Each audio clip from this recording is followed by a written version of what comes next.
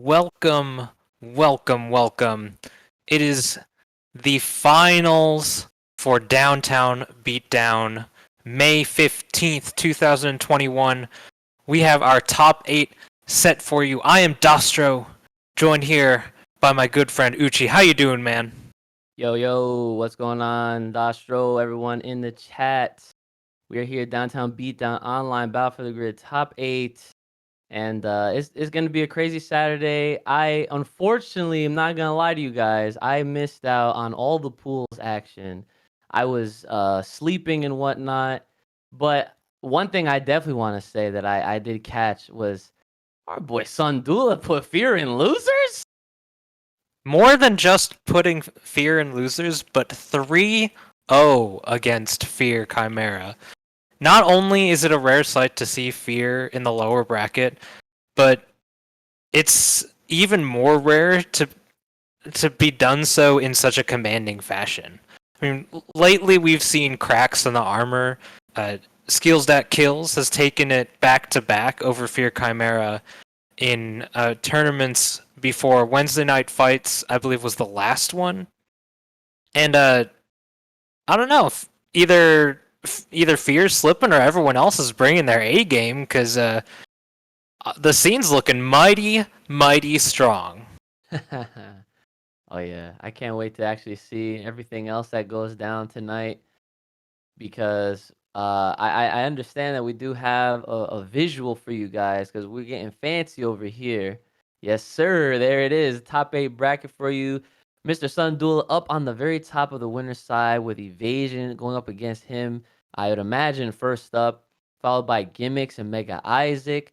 And then the loser bracket, man, this is, I gotta say, I'm pretty sure I'm gonna be saying this a lot.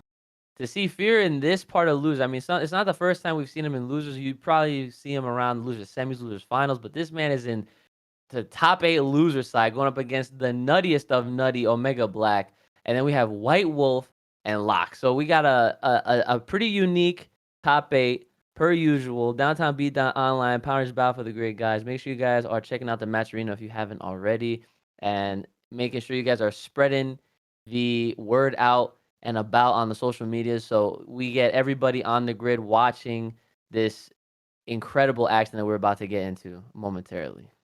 And these aren't the only players that we saw this afternoon, and it's a fantastic top 8. Stacked with some of the strongest players in the scene right now, but there were some absolute killers that just didn't even make it into top 8. You can hit a exclamation bracket in the chat. You can take a look at the Smash GG page, but there were so many players showing up that had so many fantastic games, but we just don't get to see everything this evening. We're in top 8. We have fantastic players, amazing players, but not everyone is strong enough today to reach the summit that is Downtown Beatdown Online. We have over $500 in the prize pool today. Over $500. And if y'all can hit up that Matrino, exclamation Matrino in the chat, once it gets to 1,000, all top 8 will be paid. Right now, I believe it's only going to top 3, but let's get these players some money. Yeah, you already know, man. I just put the code in right now, BFTG 515. Make sure you guys are also doing the same. It is at 570 and 30 cents, and that is a nice pop bonus for you guys. Yes, almost at 600. Shout out to my boy Blacktastic. All right, and yeah, we're almost at 600, and that I'm glad to see that that Downtown Beatdown is also trying to push towards that $1,000 prize pool for that nice top 8 payout. Much like across the grid, Cash Me Online, we're all trying to push for that. So definitely a goal that is definitely shared. No pun intended, across the grid for Power Rangers Battle for the Grid. Yeah, there have been some fantastic prize pools as far as a more fringe community on, especially for an online tournament. We've seen upwards of $1,500 going out to the players from the likes of Frosty Faustings, Downback Fight Club, even Battle for the Flood. While it didn't go to the players, it was a fundraiser, raised over $2,000. Not to mention Battle for the Beardies, another charity tournament or fundraiser, $900 for the Bearded Dragon Foundation. We're getting to our first match here, Sundula versus Evasion.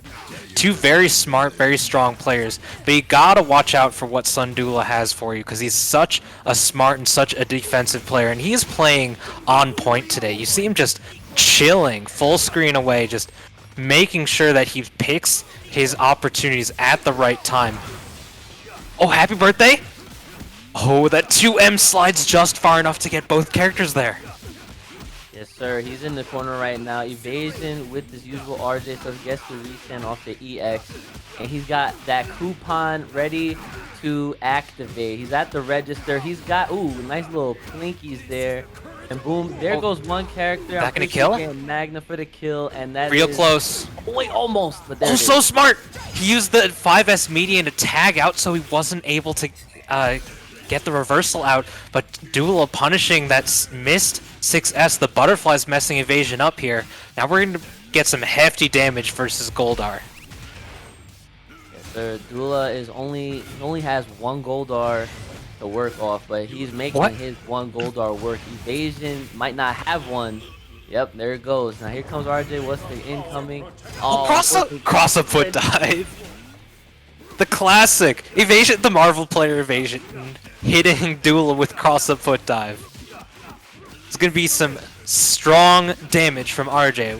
We use it while it lasts. It's going away next patch. This ought to be a dead Goldar here. This big monkey getting his wings clipped. Yeah, all the shots right to the chest and that abdomen area, man. He had no time to fly. He's only flying to the next game here because Evasion gonna take the first one, of course. Here to start off winners top 8. We just got here. We already got scores on the board already. That was a very quick match. Had a little bit of neutral to start things off, and Evasion just took that ball and kept rolling with it. So let's see what Sundula does to adjust, because you know I personally would love to see Sundula make it advance a little bit further here on the winner's side. It's definitely something that we haven't seen in quite a while, I would say. Not to say that we haven't seen Sundula in top 8, because we definitely have, but you know, I want to see this one go the distance here. Evasion, another great player in that great defense to start, and Dula really trying to apply the pressure now, trying to hit that counter. Ooh, that Gears of War shotgun. Here it is. We're in the corner now. Good spot for Dula, trying to continue this pressure. Evasion is having a hard time trying to get something to stick. So let's see, what does he got for us, Dostrow? That side swap, so smart, but not close enough to get the confirmation. God dang, that 2H absolutely gigantic. One of the best anti-airs in the game. One of the few characters that can adequately and effectively anti-air this monkey, this giant ape-man, Mr. Goldar. And now he's catching these wild wolf shins straight to the chest. And we're going to be able to kill here. Lauren Super tagging out just in case. It does probably some of the most damage out of any super on the grid right now. We're going to get a setup on incoming here. Ooh, I had him on the defense just a little bit, but you know what? I setup. Yeah, I got mixed too, man. I got to admit, I'll definitely call it out whenever I see it. Try to get first strike. Okay, good stuff. Oh, the iconic character. Did we get the happy birthday? But RJ slipping out just fast enough, getting out of the range of the 4S counter from Sundula here. We're gonna get some good damage versus Goldar. We have big Goldar on backup in case Dula wants it. We're cashing out. We got a swap strike after this, but we're not gonna deal enough damage to kill. Oh, he tried to go for that cheeky foot. That doesn't really make sense, but you guys know what I mean. Here we go. We got Goldar Ultra activated. Now here comes another Goldar. We're trying to mix up, and the Zord is now gone. Butterfly saving Evasion there. That 6S armored through most of it, but didn't quite get all of it. We grounded. Overhead. We getting. Oh, wait a minute. Scramble? Wow, look at that raw damage. No. Yo, crack the yoke just in case. We don't got no fried eggs. We scrambling out here. Always scramble and cook your eggs, ladies and gentlemen. Always. Here we go. A lot of scrambling right 4S. now. 4S, such a good defensive option. Duel on the back foot. Evasion just controlling the pace of this neutral so incredibly well this entire game. Happy birthday! He from Zed. That was sick. He tagged in after the assist came through. He got both characters. He's still working on them. Now one slipping out. That should be RJ. Yup, Lauren Sheba with the counter. Tags in Goldar. Goldar goes for the grab. And now Dula is on some sort of offensive until that grab. Evasion should be able to close out this Zed right now. Dula's gonna most likely just have a Magna Defender and a Goldar Ultra to work off of. One Grimbo. Caught by the Flame Carpet. He just Isaac'd him with the Flame Carpet. Solo Isaac. Yeah, he had the hot lava ready for him. Sundula tried to let it rip with the JS on the incoming. I mean, I probably would have done the same thing, not gonna lie, so I don't blame him. Evasion is up with a very clear advantage. 2-zip. This might not go the distance as so long as Evasion has this type of play style to, you know, move on here in this set. But, you know, I gotta of course not fully give up on Dula. I'm not giving up anytime soon right now. Dula is an incredibly intelligent player. Absolutely. He's just not able to weather the storm that is Evasion's neutral right now. Evasion is playing Point RJ with 2 of the best assists in the game right now, and he's just flipping around. Oh, Miss Dash or something gets clipped. We're gonna get the happy birthday here. Oh, this is a great start. This is exactly what Sundula needs. 2 characters for the price of 1. All this damage, gets the Zed, and nice tag, and he utilized Magna Defender's restand just to make sure that he could continue that damage. That was really good. Good call out. But speaking of call outs right now, Evasion right now, he has his number. This should be enough from Lawrence. We know how the lore within the grid stands, okay? Passed down all the way from the legendary Big Shogun. Psycho no Shogun. We out here, all this damage. EX. Who he didn't even need the super. He's out here. Evasion. A mix doesn't block the overhead. We got the 2L confirm hits from so far away. We got some quick movement. We're gonna get some unblocks on the back foot. Oh wow, god, that setup was ridiculous. this is the cheap stuff right here. Got it on discount. We got half off. We taken as far as we can. And Dula has no Zord bar left, but he just might be able to build a Megazord Ultra level 1 from this combo. We'll see what happens. Doing some hefty damage against Lord Zed here. As many Plinkfinites as we can get. Making sure we can build... Wow. Oh, barely gets that super there. Oh my god. And he had those punches in like he was doing reps on a whole punching bag. Like my man's out here trying to try out for the next Rocky film or something. Here we go. We got call out. Call out. Good stuff. Gets another one. Here comes the blasters. Nice damage. The Zord's not done. We're just getting started. Oh, back up. We got a little bit of extra damage on deck. Evasion hasn't built the Ultra yet. A little bit of chip damage will build to level 1. We got Zord counters. We'll see how he wants to use it. But next hit on both characters will do this. They're both looking for the precise spot. You see Dula trying to throw that sword out, that hitbox is out there. Dash doesn't punish it though. He's being so patient. Evasion's not wanting to call out 5S because Dula could just 6S right through it with the armor. Right. Good push blocks from Sundula right now. Is pretty even. Like you said, any hit from either should do it. Oh, here we go. But he misses his dash in. Yes. That's super unfortunate right now. This is a nail biter. Here we go. Oh, the tech throws. These both Dula's defense. Dash up too well. Barely not close enough. Evasion has the Zord now. No jumping allowed. Good blocking. All he has to do is block. Oh, he went for overhead every time before that, but he misses it. Gotta watch for the chip damage. Back up. Oh, this is what? The vacuum. Did he predict it? Because he jumped in. It looked like he jumped in, and that vacuum really brought him in and got that 3-0 victory, putting Dula right into losers. Man, there was just nothing. there was nothing that Dula could do in that situation. He has to either be out of range for the suction to catch Magna Defender, or he just gets chipped out. He didn't have any Zord meter. Whether or not one hit would do it probably didn't even matter. Dula was playing it so patient, but he just didn't get the confirmation that he needed. He dashed into the 2L, got the shotgun, but didn't go for any combo that might have killed. He seemed to be too far to get to that OTG in the corner there that could have saved him and taken the round. But Dula drops down to losers right there. Yeah, that was a great match though. Evasion had that the entire run. He had a great response for just about everything that Dula was throwing at him. Great adaptation from both players. It really did look like within each game, it could have went either way. Evasion did, of course, have that that definite 3 victory though. So obviously, that's what it's going to be on the scoreboard there. But Evasion will move on. Sundul will drop down, and he will end up fighting the winner of White Wolf and Locks. For those of you in chat who don't recognize White Wolf is the rebranding of our good friend El Amigo Zago. Oh, okay. It's Zago. Why is it the White Wolf? I like Zago. What's wrong with Zago? I guess he wants a bit of a rebrand. He's feeling the White Wolf right now, but it's still the homie, young Iker Zago, White Wolf Zago.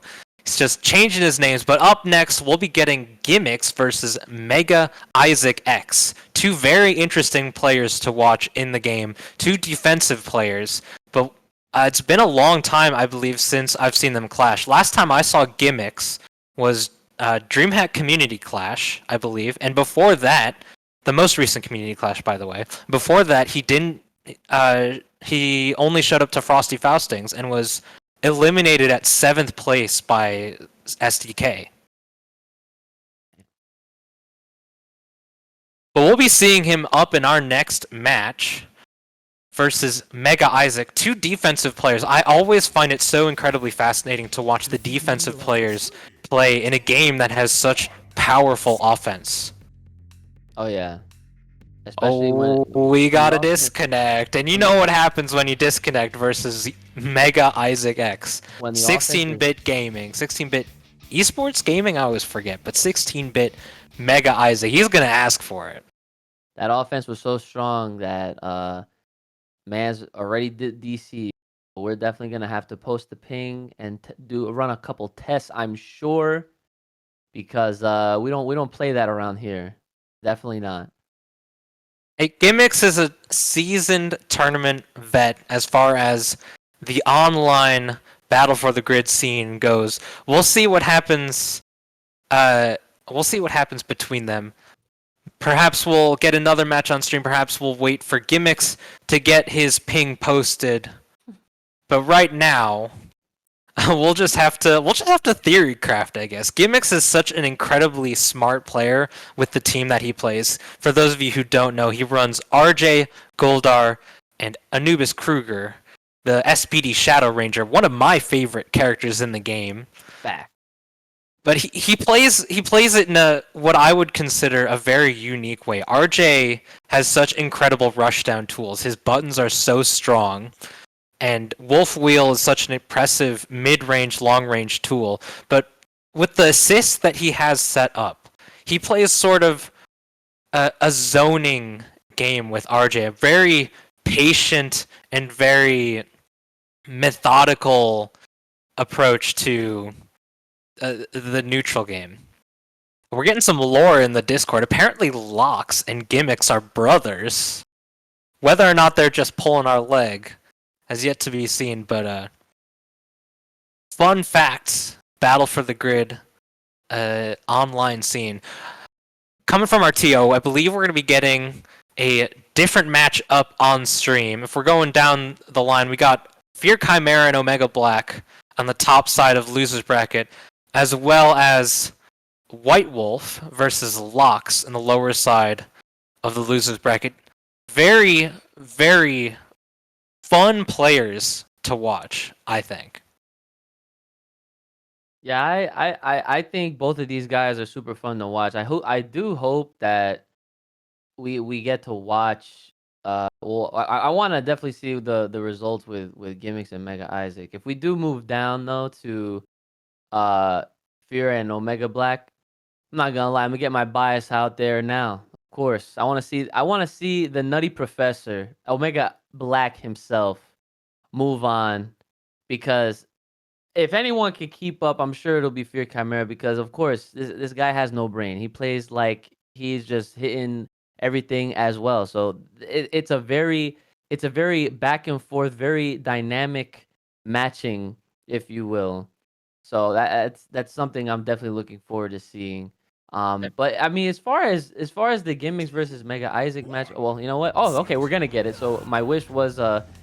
Shenron was listening, I guess.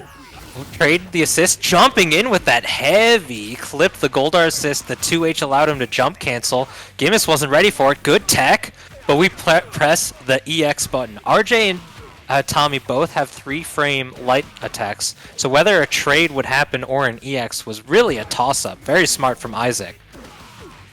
Oh, and there it is.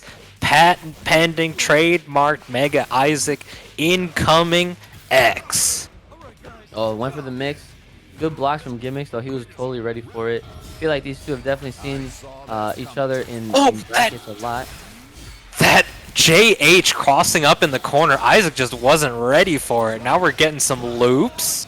Please, brother, may I have the loops? Oh, okay, that's gonna catch. All right, good stuff. Yeah, I'd love to see a very good Shadow Ranger when we can. Of course, I can always rely on Gimmicks, of course. Well, that's such an unfortunate link. That's so difficult outside of the corner. Gimmicks going for that extra damage. He had the swap strike. He could have used it. But right now, Isaac gonna go for the Isaac again. Oh, there it is. Yeah, Gimmicks only has Goldar to work with right now. Isaac still. We got Dragon Zord. Characters. Oh yeah, he could. Yeah, definitely. There it is. He wants all this damage. He still has super. He's still building up this meter. He's gonna have a full stick of butter here, and probably has one more Dragon Zord, Dragon Tail right here. Spend that cash. That's it. That's it. Isaac over Gimmicks. First game. Got caught in that first hit, and he just got Isaac'd over and over again. Like the way that Mr. Mega Isaac, Mr. URC, runs his team and uses his assist is so incredibly smart, and it's always so fascinating to see how he plays. And Gimmicks just doesn't seem to have an answer for the incoming that is the Isaac. The Isaac is patent. It's not a pending patent. That John is there. It is a patent, 100% owned and stamped by the URC. Sometimes I like to note it as the UR Sizzle, just to give it a little bit of a name to it here. And of course, Gimmicks trying to play a little bit more defensive this time around, just trying to keep the distance between these two guys, forcing Isaac to play a little bit more aggressively just to make his way in. Cancels out Goldar. He doesn't even have time to get that super armor shoulder in. And look at that. Gimmicks is struggling with just trying to get his wolf wheel to go across the screen, but Isaac has both Tommy and Jason to throw projectiles at in response to kind of cancel them out. That call out with the Shadow Ranger assist, and we are in the corner. This is going to be a very long. Are we scuffing? Here. Oh, not today, my friend. But Gimmicks is playing neutral so incredibly smart right now. Oh yes. Oh, he was there. He's just making sure to keep the distance. Once Isaac gets in, it's so much more difficult for Gimmicks to play how he wants. And the way that Gimmicks is just running through the neutral, Plink cancel with the throw, very smart. Picking up that hit right in the corner. Good damage here from Gimmicks. He's returning the favor right now. Isaac literally took out his whole team last match. Here and now in the second game, it looks like Gimmicks is having the upper hand and the advantage. He's got all his characters very healthy. I don't think that's gonna kill. Probably not gonna kill, but he's gonna put him in a very good position. Call the homies. All three characters on screen. Yeah. Sometimes you gotta let it happen. Let it rip like Beyblade. But Isaac, he's known to have some crazy Draken comebacks. Let's see if he can make this one happen. Right now, he has full meter on both ends of the spectrum, on Zord, or the Ultra, and for the Super. And looking like RJ might not see the rest of this game. Yeah, hey, with a swap strike, nice. Preserving that meter, good meter management. That was an incredibly smart setup that Gimmicks was going for. Oh, but he... Yo, we just tap the toes? We just do it? Okay. Man, Gimmicks just was wilding out here. Ooh, okay, very good. Chest bump. Gimmicks tying it up. We got fish sticks, 1-1. Yeah, we got ourselves a match, ladies and gentlemen. Isaac and Gimmicks are tied each 1-1. Winners top 8 side. This is gonna be a good one. Downtown Beatdown Online, ladies and gentlemen. Make sure you guys exclamation point Matcherino, bringing up that Matcherino. We currently are now sitting at a whopping $601.40. So something that was really intelligent by Gimmicks against Isaac in that that second game, the way that Isaac likes to play around assists, he likes to just, you know, give him a little love tap once the assist is out. But Isaac is just can't really deal with those wolf wheels full screen. But you jump out, jumping right over with the right call out. We got a happy birthday coming in. Yeah, so he's going to want to try to go right for the super just so that he can make sure that the assist character that he has stuck to RJ gets that damage, goes for the EX, and that's super smart. And look at that. He's able to take out Goldar, and RJ's almost dead. Tries to go for the UR. Cross up. Oh, and he doesn't get him. Now it's Gimmick's turn to return the favor, and he has Goldar Ultra. I would probably use it if I was him, just so he can solidify getting a character out to even the odds out a little bit for him. But he might not. He might just try to build that meter and just spend the super instead. There it is. It's going to be awfully close. Gimmicks does go for a lower damaging RJ route, but just enough. Crossing under. Trying to 2H RJ. Oh, got caught with Shadow Ranger. That assist and a tag in. Yo, Isaac. The way that Isaac mashes is honestly hilarious, but he does it so well. I mean, it's like, the thing is, it's like you have to always wonder. I mean, to our eyes and to many, I'm sure everyone just assumes that this man just stays mashing out here. But or is it just that he knows exactly when to hit the buttons at the right time? You have to wonder. I mean, he has enough top 8 placements to prove it. That was incredibly brave by Gimmicks to call out with the EX, but Isaac mistimed his meaty throw there. Now he's gonna lose Jason for it. Yeah, look at that. Jason is gonna go out, but out without a fight here. Oh, he checked him. Just little jab check just to make sure that you're blocking, going in for the grab. Isaac often wants to come in with a JH, but Gimmicks backing off, just giving him some room. Very smart. Reset! Wow! That was actually really smart. That was the very first time we've seen it. Every time that it's been even close to whether or not it's going to kill, Gimmicks has gone for the super, but he using that plink cancel off of the L into the throw, we just weren't ready for it. Isaac got clipped. Yeah, Isaac in the chat saying he never mashed EX harder in his life. I guess Gimmicks just had the perfect timing to get around it. Very well played by the RJ man himself. Yeah, sometimes I guess in a lot of cases like this, when you are fighting an opponent that really knows their team so well that the timing is just impeccable. It's like even when you're trying to mash that EX for that slight window of opportunity, have that breathing space to, you know, regain the ability to play the game. You know, sometimes there's just things you just can't do where they know the timing. That was so well played. He just had Isaac on the back foot for the entire sequence of neutral there. It's going to be real close whether or not this is going to kill. Gimmick's probably not going to build enough meter. We'll see what happens. Maybe going to have to go for a reset, but he decides to cash out for the damage.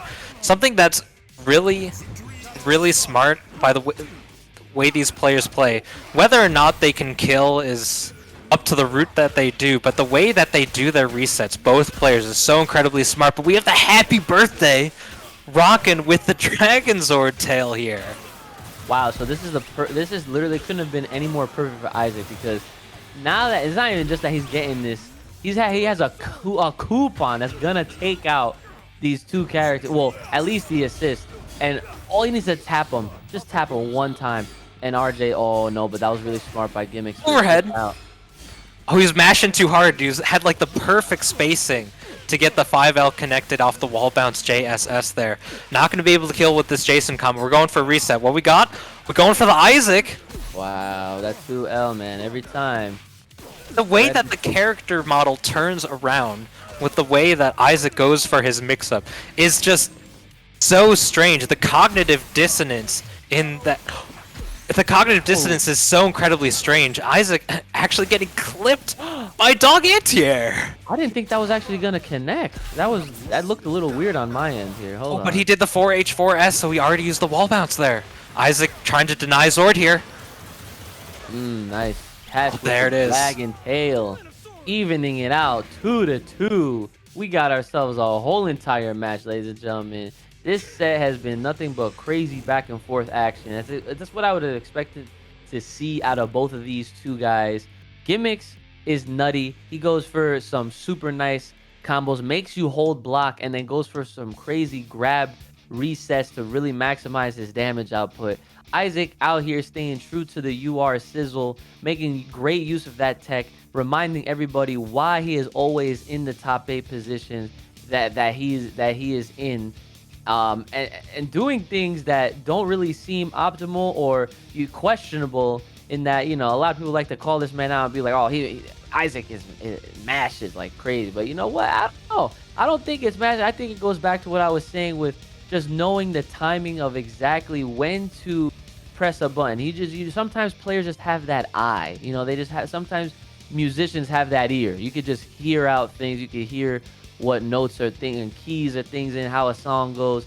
Sometimes players just know when exactly to hit a button. And you know, Isaac has proven that every single time. So I'm looking forward to seeing this final match here. Who's going to move on, the winners? Who's going to drop down to the loser side? We're about to find out momentarily. Yep. Isaac's tools, Isaac and Gimmicks both, but primarily Isaac. He's so incredibly smart with the way that he uses what he has. He has very simple and straightforward tools, but the way that he weaves through neutral is just so strong. It's just so smart the way he does it that it's honestly hard to contest sometimes. And he's been doing such a good job of it, weaving through, just maneuvering through the bullet hell, through the zoning, through the mid-range that Gimmicks wants to do, and utilizing assist in very smart ways that it just catches people off guard, and it's just hard to really contest. Absolutely. I think right now what we're doing is we're waiting on a ruling here. It does look like they are going to play. Isaac was just contending the fact that the first match, Gimmicks did disconnect, so he was just wondering if that was a game that should have been rewarded to Isaac. That was actually a pretty smart call out, though. I probably would have called that one out too. But we are getting a Isaac wants the money. You can't blame him.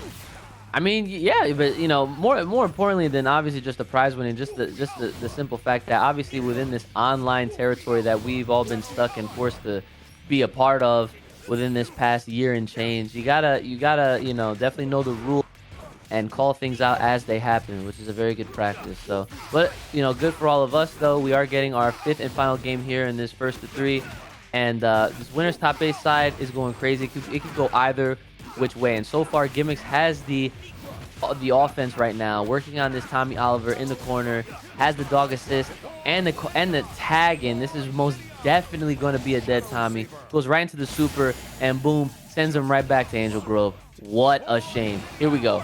We're still in. Yeah. Gimmicks is playing this neutral very smart right here. That confirmation into the Dragon Sword? Yep. Oh my gosh. Oh, Isaac. Right over the big Goldar fist, though. Clipped. Happy birthday. Nice. Okay, a little bit of a happy birthday. A little bit of a celebration. Not going to... Well, he should be able to kill RJ possibly with this super. It's going to be close. Boom. Oh, wait. Oh, wait. Oh, he could have success to pick up. Goldar's still alive. Oh man, if I was Isaac, man, I would make sure that I would try to swap strike ASAP. Oh, he's playing so patient and so defensive here. Gimmicks with the tick throw, Plink cancel. Ooh, very clever routing here. You have to car cancel that super, but he still gets it out. We're gonna get some hefty damage. Let's see how he finishes it up. Still in the corner. Working Double on his damage. Icinia. Yes, double wife time. Let's go. Happy wife is a happy life. Another one. Easy Added combos. bonus. Double super for the Tried real. and true. Tried and true. Easy combos. Meaty. Yo, Gimmicks is so fast.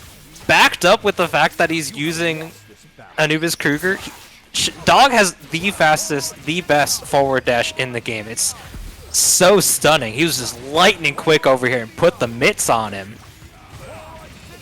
Wow! Oh my gosh. Oh my god, he is loving his wife right now, son. He is in there. He's trying to make sure. Look, Mother's Day was just the other day. Doggy Kruger out here trying to deliver all the flowers. Swap. There it is. Say what you want. Say what you want and what you will about Gimmicks' routing. But the way this man extends a combo after juggle limit is full is so smart. Yeah. He's just such a smart player with how he designs the ends of his combos. Now, I'm a bit of a combo snob. Y'all have heard me on the mic before. I've complained left and right about everyone's combos. But the way that Gimmicks extends a combo is so incredibly intelligent. And I know for sure, I know all the routes that Dog can do. But those extensions, when they come out, they just look so clean. They work so incredibly well. Yeah, it's a spectacle to see, and it's definitely something to enjoy, especially spectating, commentating, watching it happen in live action. I mean, can't get any better than that. One of the best dog players to in this game, in this community today. I don't know who the best dog player is, to be honest. That's something to definitely talk about. I'd probably throw your name in that hat as well, Dasho, not gonna lie. I mean, I definitely put a lot of time into Dog, and I know the character in and out like the back of my hand. But Gimmicks is just a player that has consistent tournament results. Just about every tournament that he enters, top 2, top 3, what have you. I guess the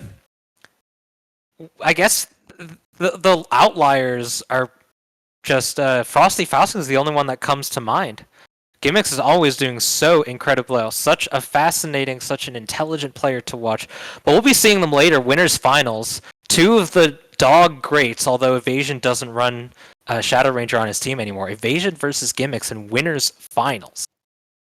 Yeah, like that's gonna be a crazy. That's gonna be definitely a crazy winners finals for sure.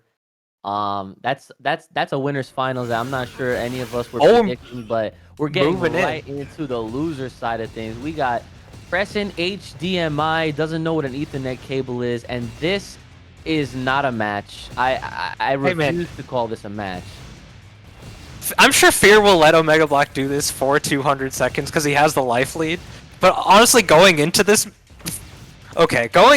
match, I was thinking that Fear was going to troll on Omega Black and pick the Gia, but we're taking it serious. We got the losers bracket run. We're trying to make it as far as possible. Do what you will on Twitter. You can block him on the social media, but you can't block him in tournaments. You're getting clipped right now. Yeah, absolutely getting clipped. He's going to get this pickup and the Zed lights and the... Oh, goes for the reset, gets grabbed. All right. The strange gravity on... Oh, yeah. Tagging the Goldar. Big old chest. Yes. EX goes for the Dragon Zord. Oh, picked him up off of the Dragon Tail. It took Omega Black so long to learn a Zord combo, but he got him now. Oh, he got him now. Absolutely good EX for 2 characters. He got Sentry with no confirms. Oh, opened them up. Try to tag in. Oh, put a helmet on. Yeah, you have to. You definitely. Oh, grip. Choke slam. Carry him to the corner. The kidnap. We got this big old winged gorilla giving you the sword, the paws, the hands. You're catching all of these dexterous manipulators here. Dude, Goldar, look, Goldar is a gorilla. He has no paws. My man Unblockable. has straight fists and feet. Look at this. The unblockable, trying The to catch him chaos. with this SPD emergency, but Omega Black has... You respond Super? to chaos with chaos. That's how you do it. Or obviously had to tag into Century. Omega Black just can't kill a character. Oh my gosh. Just getting so close. We got re-jumps. Weird hitbox. Oh, sniped. Give him the pew-pews. Gets the air loop into the corner with Sentry. This should be a dead Goldar right here. And it definitely is. Now Omega Black has to... The incoming, he doesn't match. No. That's very good. Very good. Omega placement. Black has like a 100% success rate on these reversal EXs this game. Oh my god. Ooh, cancels his command throw from across the screen. This is You a have to big be matchup careful. bad though. Oh, he catches him. Okay, nice JS right into the 2L. And we are in the corner, boys. Here we go. Restand, swap strike. Tries to go from the other side. Fear is known for some great What? defense. Here we go. Gets him, and unfortunately had him on that JS EX for the finish. Fear Chimera gets the first game. I swear, Omega Black had 4 times where he got so close to killing a character, but just didn't. And Fear just ran with it. He spent the entire time just swapping out, cycling through, got some Zord meter, ran with it in the neutral, getting some clean assist setups, but Omega Black just not finishing his plate right now. Yeah, what's weird about it is it's that it seems like within each of those times where he had the opportunity to kill, for some reason it always comes down to the spacing. Oh, not again. and like, you know, like how far along that character can even work off of depending on the spacing, you know. And Trini does struggle. She has to be in certain spots.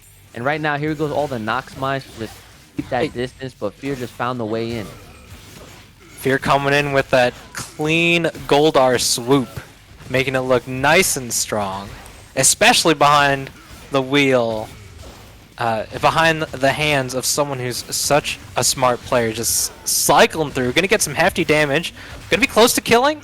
Oh, not quite. Watch the overhead. Oh, I blocked that. Let the record show that I blocked that. Here we go. We got more pressure in the corner. Omega Black is stuck. He was trying to preemptively catch him. There it is. You gotta call the assist there. Scorpion assist is a very good answer against that. Ooh, no up backs. Wow. Overhead. Yeah, the JH. Ooh, okay. Oh, swapping out to the good matchup. This is not a very good... Oh, even better matchup. Ooh, nice comparable move with the matchup. JL though. He had him in the air, but both players not finding anything that'll stick. These Okay, air-to-airs are so strong from Fear here. drops it. Oh, not close enough. Okay, here we go. Into the corner. He has the light up. Yup. He has these two characters. Goes to the 2L just to make sure that he definitely gets them. Swap strikes. Oh, he's going for that damage on Goldar. Gets a little bit, but not fully. Oh, he was still in block some. He had enough time to react and jump there. Very clever idea from Fear there, but it just didn't pay off. Right now he's just getting these Goldar hands. Here it is. He's in the corner now. Let's see what Omega Black can turn this into. Oh, unfortunately, doesn't get the pickup with the 5S. Okay, but he does get him this time. Here we go. This should be a dead Zen. Omega Black is working with a little bit of life, but almost a full bar of super. Gets countered. Fear now activates the SPD. Zord gets EX. It's not looking good for Omega Black. This is looking like a dead Scorpina right here in the corner. Chimera still has Goldar and Sentry to work off of, and boom, just like that, 2-0 over Omega Black, making it very difficult for him to get anything going right now. He is the clear superior monkey here. Now, I'm not sure if Goldar is a monkey. He doesn't have a tail. But right now is acting like a big old gorilla. Fear Chimera. You know, the motto for Fear way back when, early on in the online tournament era, was just black out. You black out and you win games. That's how Fear worked. Now Now, he played some characters where he had to think a little bit more in Zed for a long time, and he's playing Zed right now. But now that he has Goldar, you just turn your brain off, and you just do Goldar things. Right, well, that's assuming he has one. Anyway, here we go. We got an overhead in the pickup. Another pickup. He is literally just showing this man how it's done right now. And that little bit of hit. Watch the jump back. Oh, and he's managed to... Oh, no. It looked like he switched out, but he didn't. That up back from Omega Black just put his Goldar on the screen for just too long and didn't let him tag out safely. But that dash up throw was so strong from Omega Black there. Really smart. Unblockable! Man, let's go. Nice. Oh my god. Oh, that was so cute. Oh my gosh. Tries to keep him there, but that spacing was just off by a little bit. Allowed Fear Chimera to JS his way in. That swoop. Oh, good confirm. All right, that was actually pretty dope. Not gonna lie. Oh, okay, you can't up back there. You got the sign on you. You can't block in the air. Oh, we messed up our combo. Caught him. Oh wait, no, it was he so close to getting caught there. He was already in the animation of his 2M. Look, he's got a really good. Look at how much chip he was able to apply with that combo. Didn't get any hit confirms, just blocks. Omega Black now only has Scorpina. It's gonna be pretty tough because he has to deal with Goldar and Zed. He just did it. That was EX sick. pickup. Yep, there it goes. What's the route? He needs this combo to fully confirm. We cannot afford any drops here. And there's Goldar's hurt box is so cursed.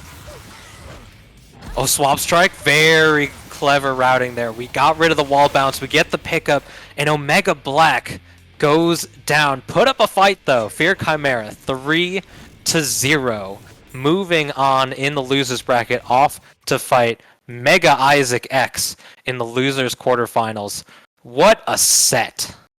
That was a set indeed, I gotta say.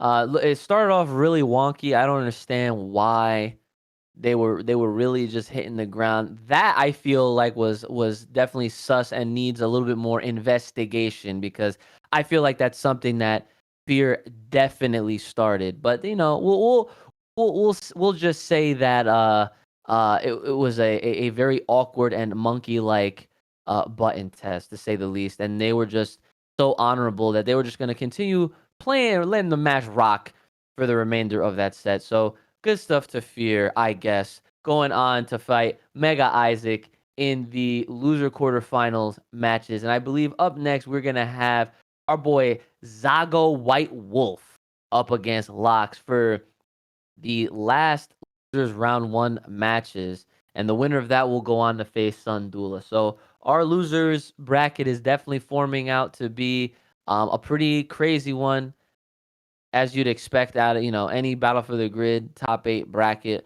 And there you go. We have the graphic beautifully done on the screen for you guys. And look at that, winners finals. If again, evasion versus gimmicks. That one is going to be pretty interesting. I don't know exactly who I would have going on to the grands, but it could literally be anybody at this rate. So it's anyone's game. This tournament has been so wild. Sending Fear to losers I think totally just sent the balance of the bracket just going crazy, absolutely crazy. This is anyone's game right now. This is anyone's tournament.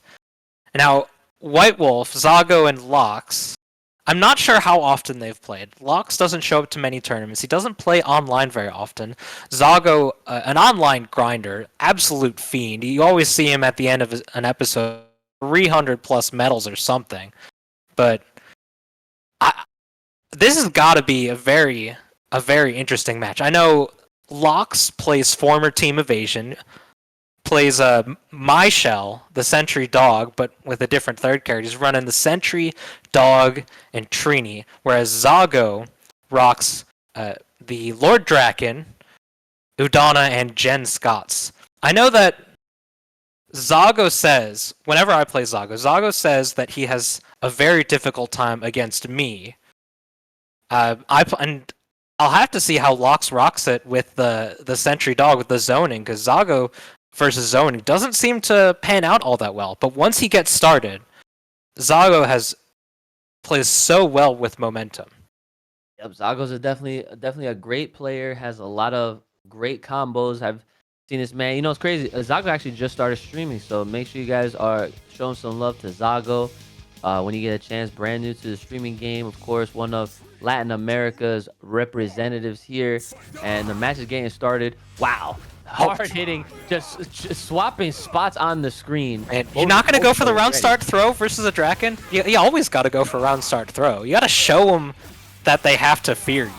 Exactly. Like you can't let them. You can't let them get in your head. You got to get in their head by making them aware of what they have, because of course that could be very deceiving. Reset. Nice reset. We're gonna go to the other side of the screen now, and again, like I was trying to say before, Zago, very offensive player, really good stuff. Now what's the mix-up? Allows them to come in, tries to get him with that scoop, and look, we got Jenny on the block with those missiles to make sure that this combo continues in the corner here. Zago doing a great job so far in this match. Zago got skates on today. What the heck, man? He's moving so fast. Oh, super! You get a pickup off this. Yep. Oh, so clean. Nice and easy does it. We reeling back in our chairs. We doing it like we do it every single day. Zago playing clean right now. Oh, EX. Okay, yep. EX and just has Udana ready. Oh, this is matchup bad. Oh, extra matchup bad. There's just nothing Trini can do against a good gen player here. Oh, but the anti-air! Yep, has the anti-air, but unfortunately, still in the corner like it never happened. Zago's gonna clean this one up. No reason to drop this. Trini is huge. Here we go. Oh, we got these stabs. It's time for Time Force. Yes, sir. Lock and loaded Zago. Such a strong game one versus Lox here. He had such a firm control over the neutral game that Lox just didn't know how to deal with it. Once he got put in the corner, he could not leave. And that EX in his super with the combo pickup afterwards was incredibly clean and just might as well have been the last nail in the coffin versus Lox. Yeah, definitely might as well have. But let's see what Lox has, because you know Zago was definitely in the driver's seat the entire time in that first match. I want to see something out of Lox. I gotta give a shout out. His team looking like they are very well matched as far as the color scheme goes. Big fan of color coordinated teams. Yeah. As I always say, you either do all color one or color coordinated teams. If you don't do that, you're just picking the wrong colors to tilt me. Facts. Okay, here we go. A little bit of a scramble, going back and forth, trying to find some kind of opening. Goes for the reset, goes for another one, just to make sure that he got him. Nice tagging, but no follow-up, unfortunately. Missed the 4M, but the teleport dash right through the projectiles puts Zago right in his face, just skipping neutral there. Yeah, completely overriding it right here. Zago right back in the corner where a lot of the action was happening last match. Bringing it to Sentry, gets the EX and the tag in for Udana. Oh no, missed time. A little bit too late. Yep, a little bit too He wanted late. to. It looks like he wanted to clear out the spacing, just make sure that 4S. Oh my! That was sick. Oh, nice. Oh, that was Lox. Oh, what a man. call out! Okay, yes. Nice. All right, I agree. We killing. We take the first character here. What's the mix? What's the incoming? Oh, meaty. Oh, he was not letting him EX at all. He had all the assists out there. He needed all that assist. Here we go. Got a combo up against Udana. Now Lox's turn to show us what he's got. All right, here we go. EX into Billy. Okay, EX into Discord. All right. That was such a cute confirm. Oh, and this is actually at least an even matchup for Sentry. Not to mention you have all 3 assists. Jen's such an incredibly strong character, but Sentry has such great tools to just keep her at bay. Oh, this extension! That was Oh my nice. gosh! Oh, EX into super. I like it. Very good finish. See, now this is exactly what I was trying to say before. I wanted to see what Lox was capable of, and we could tell that they are very capable, 100%, taking a game off of Zago so early on in this loser top 8 right now. I like what I'm seeing so far. I would definitely love to see this one go the distance, considering that they have been going back and forth so far in the game. It seemed like Zago did have a little bit more offensive moments, especially in the first game that he won, and the second game that he had a lot of that oppression going on. But like I said, as soon as you gave Lox the opportunity to go in, he's got his conversions, he's got his extensions, and so let's see what they got for game number 3. Yeah, these have been absolute slobber knockers. Oh, teleport dash right through. You can be grabbed out of that. You do round start, the way I do it. Hold forward and grab on round start to catch Drakens out of the teleport dash. Otherwise, they just have no fear and just 6S with reckless abandon. Oh my goodness. Happy. Instant overhead. The very last satellite from the EX catching. Oh, this is not looking good for Lox, man. This game just started. Zago. Oh no. We got really out here. 3 green bars here. Miss push block, no punish though. Oh, get over here. Okay, yeah, we're not working with no more Propecia. She's out. Doggy is in. Oh, here we go. We got the wife time, double time. Here we go. Another one. Oh, no, never mind. We got super instead to finish this one out. This character is gone. So say goodbye, Drac, and go back to your dimension. We just came and pressed the buttons. Are we scooting in? We got the big Goldar on backup. Tries to grab, but gets clipped, but no conversion. JH. That was a pretty defiant, or dominant game, excuse me, from Zago. Wow. Yeah, Zago had a clean start. Lox had the makings of a comeback, killing off the Draken. However, Zago clutching out. He came in swanging when Lox wasn't ready for it, and I think that just threw him off kilter. Just wasn't ready for what Zago had, and allowed him to pop Zord and control neutral from there on out. Right now, it's game, set, and match point for White Wolf Zago here versus Lox. We'll see what happens. Come on, throw round start for the people, man. For the fans. Do it for the folks at home. Oh, come. At least he sniped Genesis. That's okay. That's okay. We got neutral. Oh, got frozen by the assist there. And here we go. Zago, to start things off, like most of these games have been right now, Zago just needs to win this next game to advance in this loser's bracket. And right Zago now, out here manipulating the block mechanic. Got that sandwich set up. Got him to Subway. Meatball marinara. All the sauce, the cheese, the dressings. Let's take it all the way to the end. Hold on, what dressing you putting on a meatball marinara? That's what I want to know. Hey, people got some wild stuff in sandwich creations. Yeah. But right now, we got some wild stuff in the happy birthday. Feliz cumpleaños. White Wolf Zago here. But right now, we're sending it right back. Okay. Oh, wow, good catches. No, it doesn't get the catch at the end. Doesn't hold the button. Got the negative edge on the H instead of the M. Oh, sniped out a startup. Oh my god, yo, good stuff. Gotta watch this. Good grab on the incoming, avoiding both big feet. Oh man, Lox, this is his opportunity right here. Let's go. Okay. We're tying it up. We're getting close. Oh, clip. We're trying to push block just a little bit too much in that Trini assist. Getting the end of what looked to be a jump special. And White Wolf Zago catching these sentry hands. We're not going to be enough to kill, though. Back to neutral. Got to be careful on Chip. He might be able to build a Zord Ultra. Whoa, he's not scared. Zago is out here. He's like, I have a whole game. I can play another one if I need to. Oh, man. This is how it starts. We kill Sentry. We get all this blue health eliminated from Trini.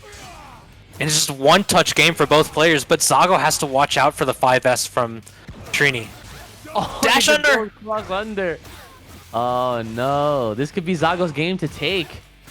That's gotta do it. We have EX and Super on deck. Just gotta keep it nice and simple, end it as soon as possible. We're going for max damage though. EX, and he does have the bar. Spend it, and as an investment well spent. Zago will move on, and he takes out Lox out of the tournament to face Sundula. That was an incredible set in losers top 8. El Amigo White Wolf Zago moving on in the losers bracket. What a game. Such a slobber knocker, back and forth just the entire time. Yeah, that was a very good stuff. It was a really good match. I'm glad that we saw Lox was able to play throughout most of the set, at least, or some of it, I should say. We saw that Lox was, got to the top 8 for a good reason. Some very good combos. This wasn't no free tournament. Okay, there's a lot of money on the line here, so you'd expect to see a lot of crazy competition. Again, a quick reminder that the Matcherino is still live and active and kicking. We got $601.40, guys. Bring up the Matcherino by using that exclamation point Matcherino and use that coupon code to provide a free 50 cents. That's BFTG515. It literally takes 2 seconds. I did it literally as we were going live with this very broadcast. So shout outs to Downtown Beatdown Online. Shout outs to everyone that has been here participating for this Battle for the Grid event. We are just getting started. We are now about to enter our next couple of matches. We got losers quarterfinals, Mega Isaac and Fear Chimera up next. We've seen this one a lot in previous events.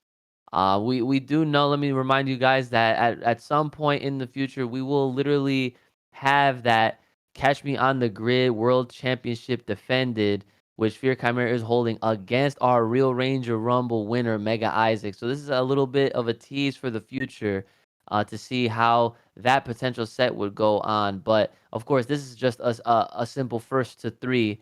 I think that since this is a losers match, this is not a winners kind of game here. I think that Chimera is definitely gonna have to not be as as himself as he usually is, and he has to not sleep on Isaac at all. He's gonna have to really bring his A game the entire set to just solidify his what would a lot of people would assume his position would be at the very top of this event.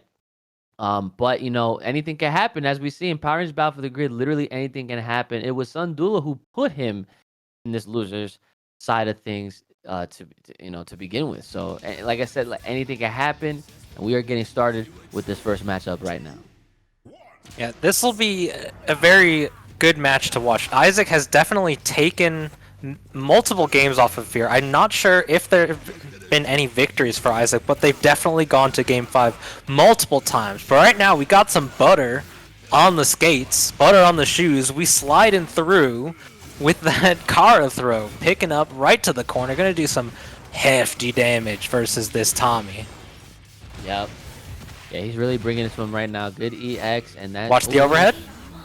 I got him. Every time. Goldar players love to do it. It's so low committal, and it's so hard to block against because you never expect it. Right now, we into the zoning.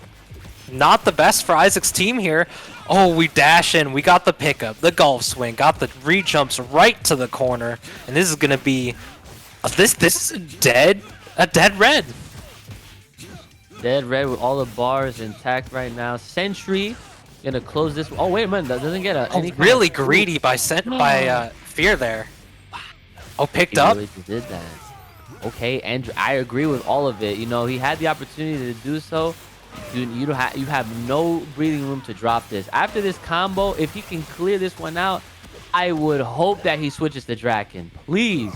I mean, you gotta get the Isaac first, but he chipped him out with that EX. Although this is doable. This is doable. Draken has a pretty good time trying to anti-air Goldar, and Goldar does so well in the air, but on the ground, you punish the grab with a grab of your own. Not going to be able to kill here, but Isaac going for the reset. Oh, double.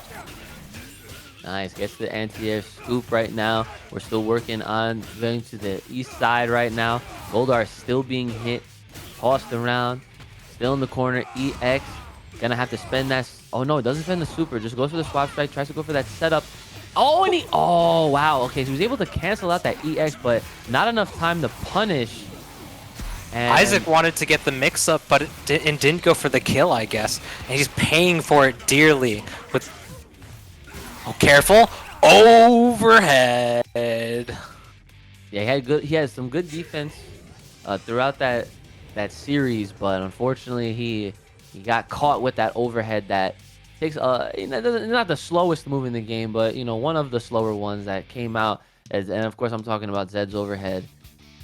Super unfortunate, but you know what? Fear Chimera gonna put one up on the board to start us off here for the downtown Beatdown Online. It's 1 up for Fear Chimera here. Isaac had some very strong sequences, but just didn't close when he had the chance to. Well, playing the neutral, swooping in. Isaac's dash jumps are so well placed whenever he's trying to play against just about anyone. Oh. Yeah.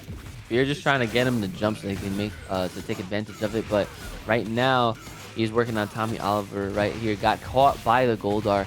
EX to put him right on the ground. Gets the pickup. He's making it look nice and easy. Walks up, takes him out just like that. Goes for the opposite side. Tries to just pick him out of the air. The oppression is still here. Wow, Isaac doing a great job to just get him. Fear just wants to bully the Red Ranger here, just not approaching, just down back the whole time. The old adage, red has no mix, just ringing true. Oh right wow, here. Look at that. He literally walked up just to make sure that he got that hit on the back S. That should be enough to kill. EX is definitely a very one of Zed's strong suit moves, and that was good bait. Dashes in, jumps back, calls the assist, so that way Isaac tried to fight something. Now I guess the swap strike, then this only works, of course, when you have no other characters left. Goes for the 2L. Fear being a little greedy with his routing, but chips him out in the very end. Not getting the kill initially, but still clutching it nonetheless on set point here. Yep.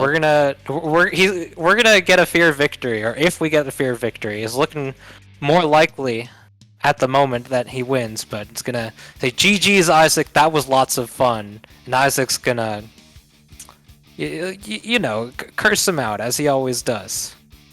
So, well, Fear Chimera is still waiting on the GG's from his good friend Mega Isaac X. Fear definitely deserves it if that's what ends up happening, but here we go. Isaac missed push block paying off. Oh no, switch to Zed. That's actually really smart. Goes for the swap strike. Swaps in the wrong character. Yep.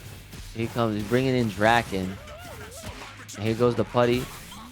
Switch. We're staying in the corner right now. Goes for the 2M to stay here. Gets the EX pickup. We're going for the kill. We're not trying to get rid of the blue life. We're trying to get rid of all the life. No signs of life. Resets. Fortunately, too many hits. We're involved in that combo, of course, allowing Isaac another chance of life and just the ability to play. Tries to go for the Isaac. Fear's just completely ready for all of his offensive options. If Fear's just trying to play the neutral and neutralize the options that Isaac has, but the well-timed Dragon Zord Stomp allows Isaac to get the unblockable and open up the Mastodon Sentry. Oh, good block. Oh, EX gonna catch. Oh, he gets Zed. He switches to Tommy. That's such a fringe interaction there. Tommy assist deals and opens up the corner on the very edge of the assist, and that JH hit cross up because he let the Tommy assist rock long enough before he swapped out. Fear got hit by the cross up overhead, and he's losing Zed for it. Oh, went for it. Went for the Bruce Cross. Oh, got him. Opened them up. Yo, how you gonna get opened up by Red like that? He ain't got mix. Dude, he is the mix, and that is the key. That is the trick among tricks right now. Jumps back. Isaac just trying to reset some kind of neutral, regain some footing. Oh, a nice pickup. He just barely caught him with that Draken assist, and then goes for the 2H, and that's a very rare and unfortunate drop. Goes for the EX, manages to Oh, so nice he did it twice. Oh, it's nuts right here. 2 EX in a row. You just let him do it. That's on you, Fear. Oh, 2L? Nice. Yeah. How are you gonna get opened up by Red like that? He ain't got no mix. Imagine getting hit by Red Ranger, by a Jason. Hey man, this is the Red Ranger of Red Rangers. Jason Lee Scott gonna remind you who he is, the leader of the Mighty Morphin Power Rangers. This ain't no Rocky, but that's definitely a win for Mega Isaac right here in the losers quarters of this top 8 Power Rangers Battle for the Grid Downtown Beatdown Online. Locks just got sent home, but we ain't facing any bagels just yet. Isaac putting 1 on the board.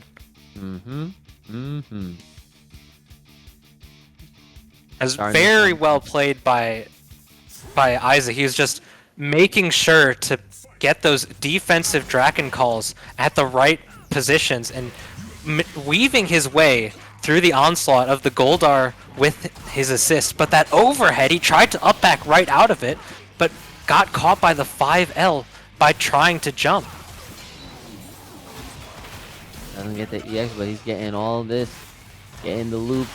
Oh, there he goes. Gets it there. Nice. One of the highest damaging EXs in the game. Isaac tried to punish any sort of tag out into the Goldar, but that far-ranging 2L clipped any sort of mash from Mega Isaac here. Gets the pickup and goes right for the EX. With a quick tag out. Yep. Now here comes Goldar. This is where you got to be super careful. Isaac's Jason is almost dead. Yo, he slipped in. Yo, sliding right through to the DMs, asking for the GGs. And we're going to get that EX. We put some butter on it. Right to the corner. Big damage. Going to be real close. Oh, 2 bars? That's going to kill. Oh my goodness, all that damage, and here comes Jason. And on the incoming, just jumps in with the big chest. Your Chimera gonna advance to the next round for your losers semifinals on the top 8. Good stuff to Isaac. You definitely tried, but sometimes the mix is just too strong. See, there it is in chat. GG's Isaac. It was fun. Right there.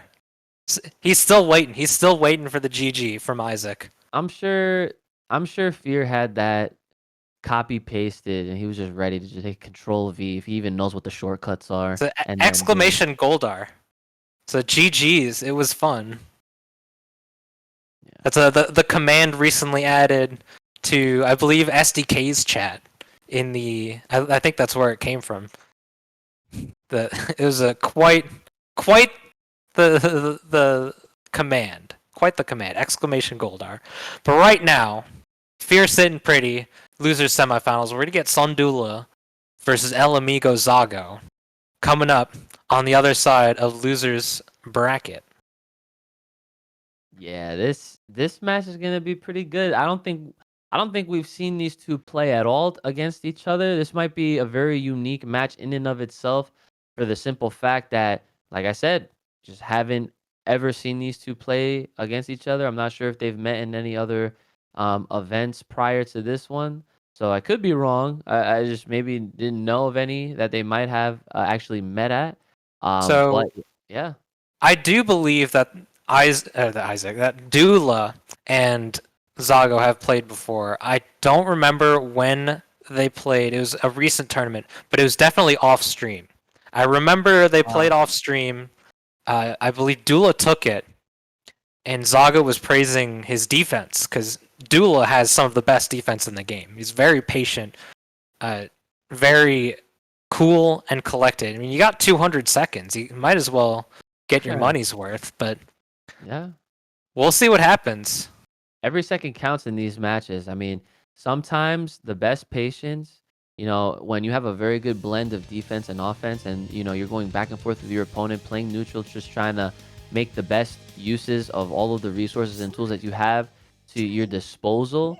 Time is definitely something that you have to take into consideration. You never have to rush in. You never have to fully commit to a lot of things here. But if we just skip a neutral here, that teleport dash with the missiles assist, making it so potent. Oh, there it is. Good blocks. That defense that we're talking about right now. The Oh, dash jump wow. overhead. Very nice start by Sundula. Yeah, that's one of Magna's best options, in my opinion. The dash jump overhead, especially with the right assist. Players like TK and Dula make such incredible work off of it. Oh, not close enough to get that 2M, I believe. Good blocks from Zandula again, just trying to avoid getting hit by Anti-air. some of these, but he gets caught, unfortunately. And now it's Zago's turn to apply some offense here in the east side corner right now. Sundula is getting worked on by Draken up against this Goldar. Gets the air scoop right now. EX into the Udana tag in. Freeze! There she goes. Here goes the Gen missiles, and that should be it. Nice combo from Zago. Going for the very... Pseudo, very hard to blockable, not quite an unblockable, but that JH from Udana lasts so long, and the karate chop that is the 2M from Draken, so strong. I'll watch these missiles. No confirm though. He still gets the kill, and instead also gets Udana catches. Okay, I like this Zord combo here. Gets set up the lights. Here goes EX2L confirmed to continue. Overhead. Z light scoop. All right. A. Okay. All right. I forgot Dula has a Z. Very nice. Oh, we come in and pressing buttons. You can't do that. Dula's gonna meaty you. Got that JL lasting so long.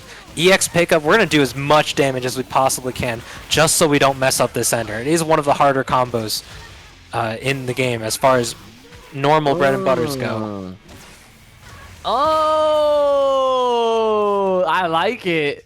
He had a full, that was a full combo. Man out here playing Guitar Hero with that Z staff. Oh my God. That was beautifully done by Sundula. I actually was waiting to see when this, when the character was about to be reset or flipped out of that. Because I was like, man, he is really wailing on him right now with all of these hits. But he just knew, man. Dula had the Z ready and prepped, and I love to see a full Z combo whenever we get the opportunity to see one. That was super awesome. And Z combos look so darn cool, but they're so hard to pull off of compared to a lot of the other casts. Right now we're moving right back into it. Round start grab for the people. Oh, 6S. It's okay. We made it through. Good blocks on the cross up. Happy birthday though. Okay, gets it. Yep. And that's two characters, Dostrow. That is two. He's got Draken and Udana. Good scoop once again. And he's still working on it. Gets the reset on both of them. Here we go. Nice blaster overhead. Gets the pickup off Zed. And a great pass to Zed. This is an easy happy birthday. Doesn't even at all. Look at that meter he's got still. Oh, anti-air 6H apparently. We're making it into the tag out. Oh, use the ground bounce from that 6H. Back fist. That was quite the call out. Dula had a backhand for Jen. He said, "Yo, you're Jenny from the block. Well, I own the town." Cause oh wow, he just came down, had to reconstruct the floor right here. Dula is going so hard against Zago, and just like you said earlier, I can definitely believe that he took it over Zago in a previous event that was all. It was not that their match was not streamed. Far it is 2-0 against Zago, looking so one-sided so far. Yeah, Dula is one of the best players in my opinion to watch because he plays the game so intelligently. He's always looking for the spots, and I think that's not only just how he plays, but also a product of the characters he plays. With Trini previously and Magna Defender, he has to play very calm, cool, and collected, but the armor from the Goldar assist coming in clutch, as it often does. Yeah, speaking of, you're practicing your 3Cs, Sundula is looking pretty comfortable right now. But let's see if Zago can turn this one around as he is doing so right now. So far in the game 3, Dula only needs to win this next one, but Zago has to work super hard right now. Gets a little bit of a drop, tries to hit him from the skies, but good counter, making good use of that. Oh, reversal, yeah.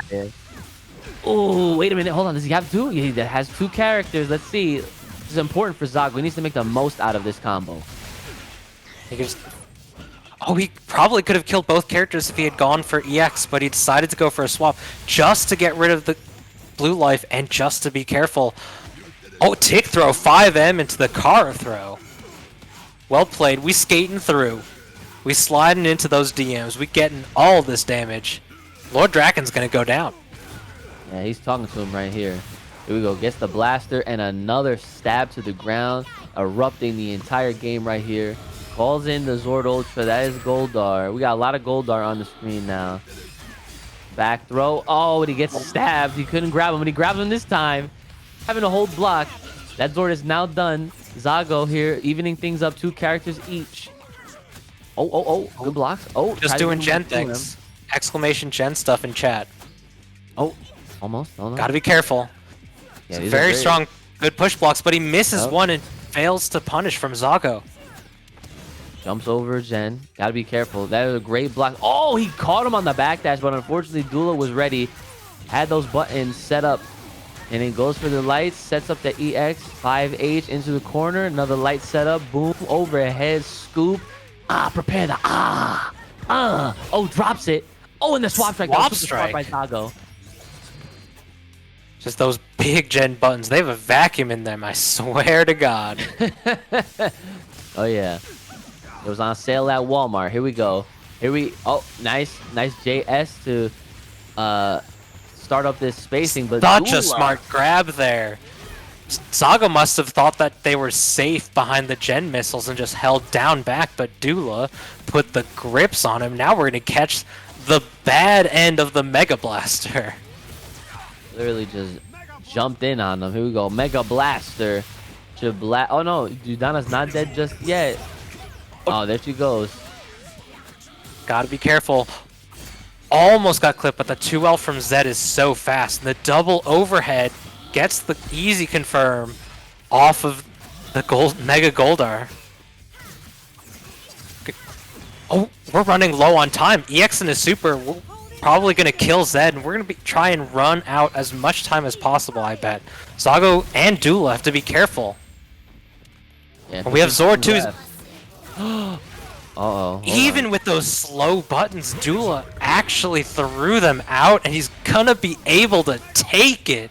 3-0 over White Wolf Zago here, sending him to the spectators bracket, and Dula to fight Fear in the rematch.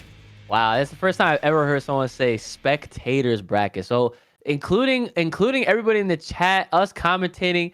Guys, we are literally in a bracket of our own, the spectators bracket. Damn, that's crazy.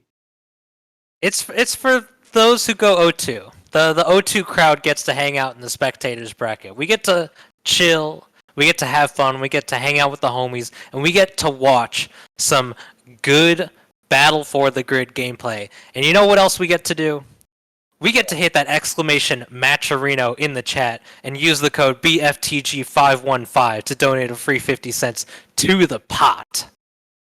Yeah, we're at $601.80. It has moved up a little bit since the last time I called it out, but guys, this is definitely the opportunity. I mean, definitely top 3 is getting a very nice payout right now with a $600 prize pool. But, you know, of course, if we want to see that top 8 paid out in full, just as nicely, the stretch goal here, just like among other Battle for the Grid events, is $1,000. So let's see if we can get it to happen. We have seen it happen in other events in the past, and so far right now, just to take a quick look at the bracket, what we got left for you guys right now, we got Fear Chimera versus Sun Duel. The person put Fear in this position in the first place, they are having a run back here in the loser's side of the bracket. So only one of them can stay, and the other has to join that spectator bracket that Dostrow was talking about. And then on the winner's side, we have Evasion versus Gimmicks. We've seen Evasion and Gimmicks in several top 8s in the past. We've seen Evasion in a lot of winner's side top 8 situations. I feel like Gimmicks as well. So that match in and of itself is going to be very, very awesome to call, very interesting to see. But we'll be probably seeing that after this next match, with it being Fear Chimera versus Sundula. And considering that I didn't even get to see the first 3-0, I wonder I wonder if Dula has it in him to do it again against Fear Chimera, to just take him out of the tournament altogether, let the man keep streaming on his own stream and sulk. I want to see it. I mean, it's going to be fantastic to catch the run back, but it turns out we're catching winners finals up on stream right now. We got Evasion, Hitbox's own Evasion versus Gimmicks. Now, I'm sure those of you in chat know this, but Evasion, former dog player, man after my own heart, and Gimmicks, current dog player. I know they'll love it. Let's get some buff dogs in the chat. Buff dog. But we got one dog and two wolves on screen though. Evasion versus Gimmicks. Let's see how they weather the storm. We got 2 gorillas, 2 wolves, 2. No, we got 1 dog. Okay, yeah, like you did say that. Okay. And we One got dog and 2 wolves. Yes. 1 dog, 2 wolves, 2 gorillas. We out here with all the scrambling.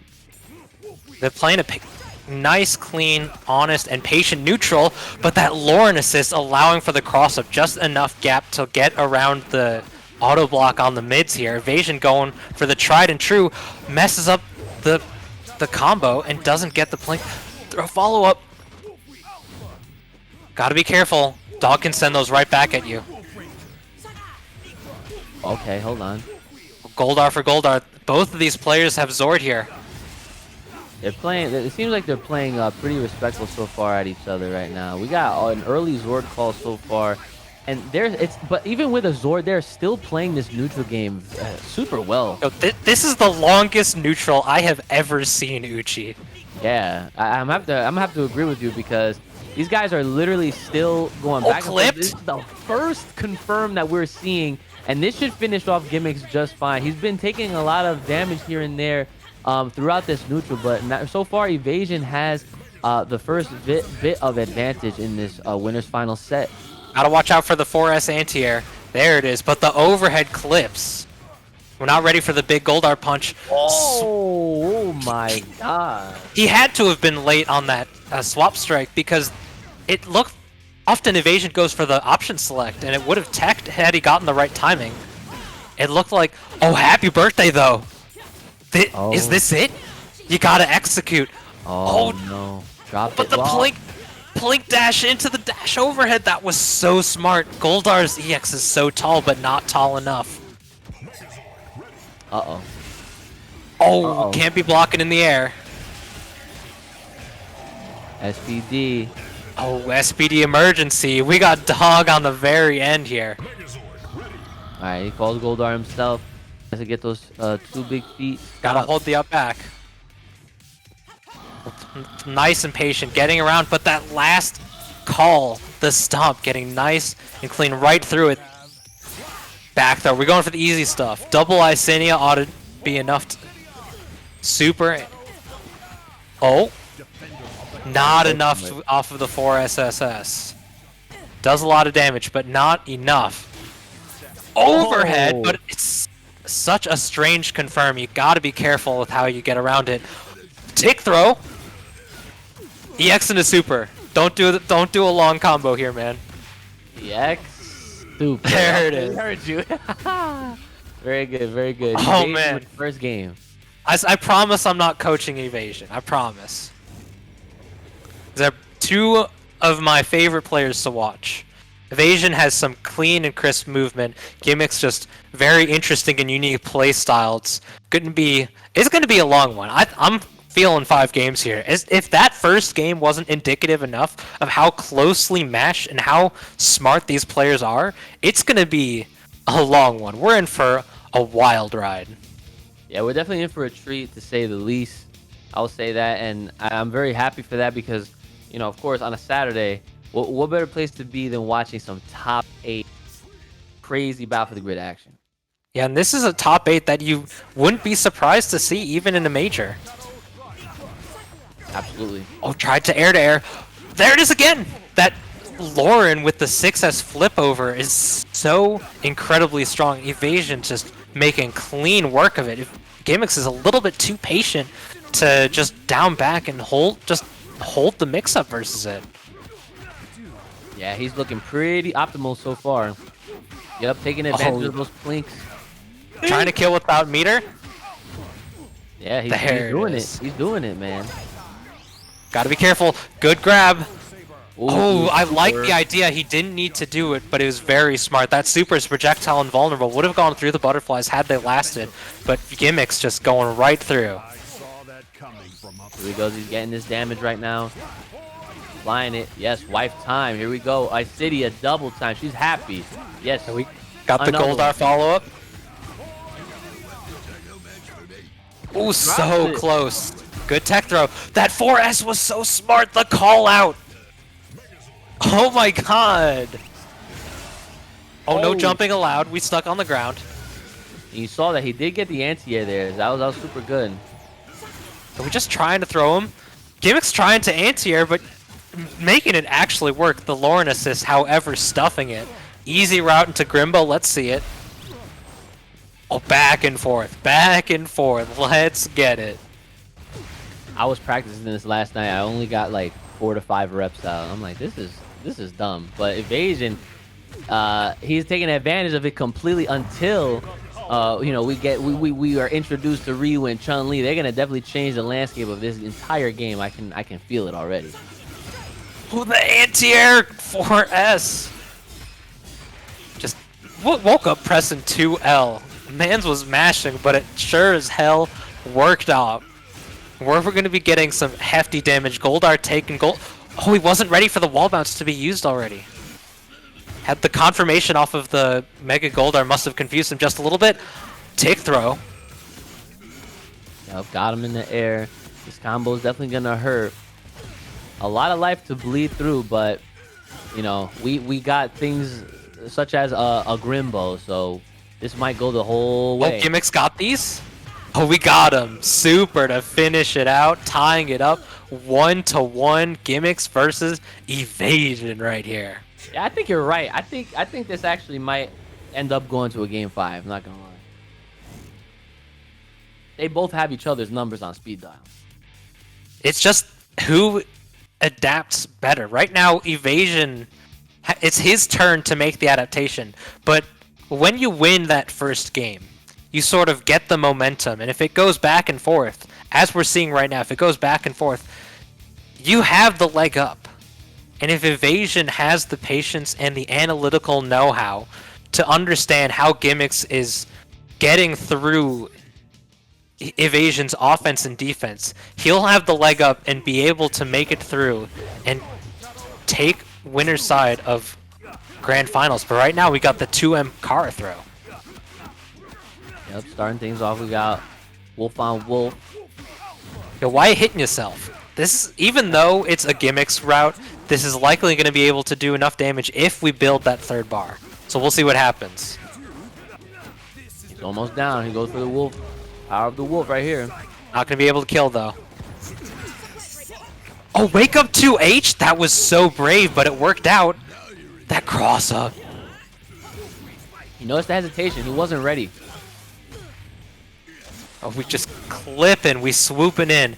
Lauren can do some really great stuff versus Gimmicks, versus Goldar, but he just wasn't going for the right stuff at the right time. Got swooped on.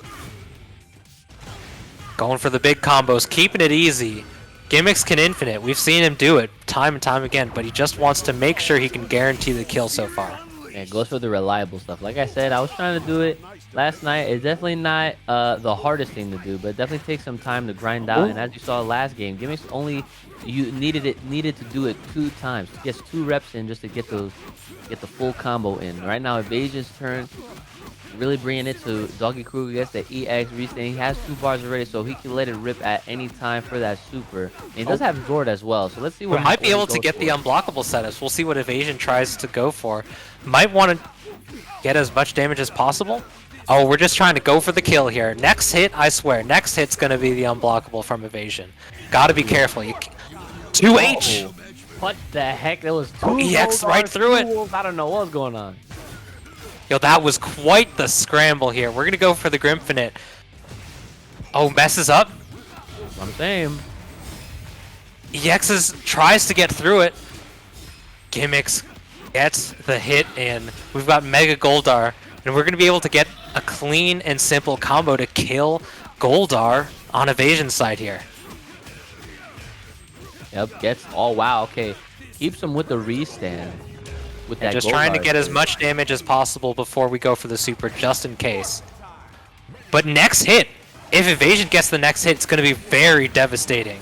Oh, he's not blocking no more. SPD emergency, wow, with the scoop. Doesn't get the confirm off, but we're still in the corner. But oh wow, he back through him. And these Zord confirmations, Zord hits just messing up Evasion's routing there. It was awfully unfortunate. Evasion could have taken it all the way to the bank. It was so unfortunate. He just missed his combos and gimmicks, just capitalizing, taking the game there, and on set point. Evasion on the back foot, up against the ropes. Oh, we dipped out? Evasion wants a ping test. Let's see.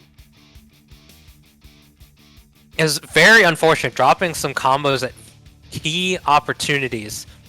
And his inputs just, I guess, getting eaten, perhaps, but at least from my perspective, it was very back and forth. And it's just the very end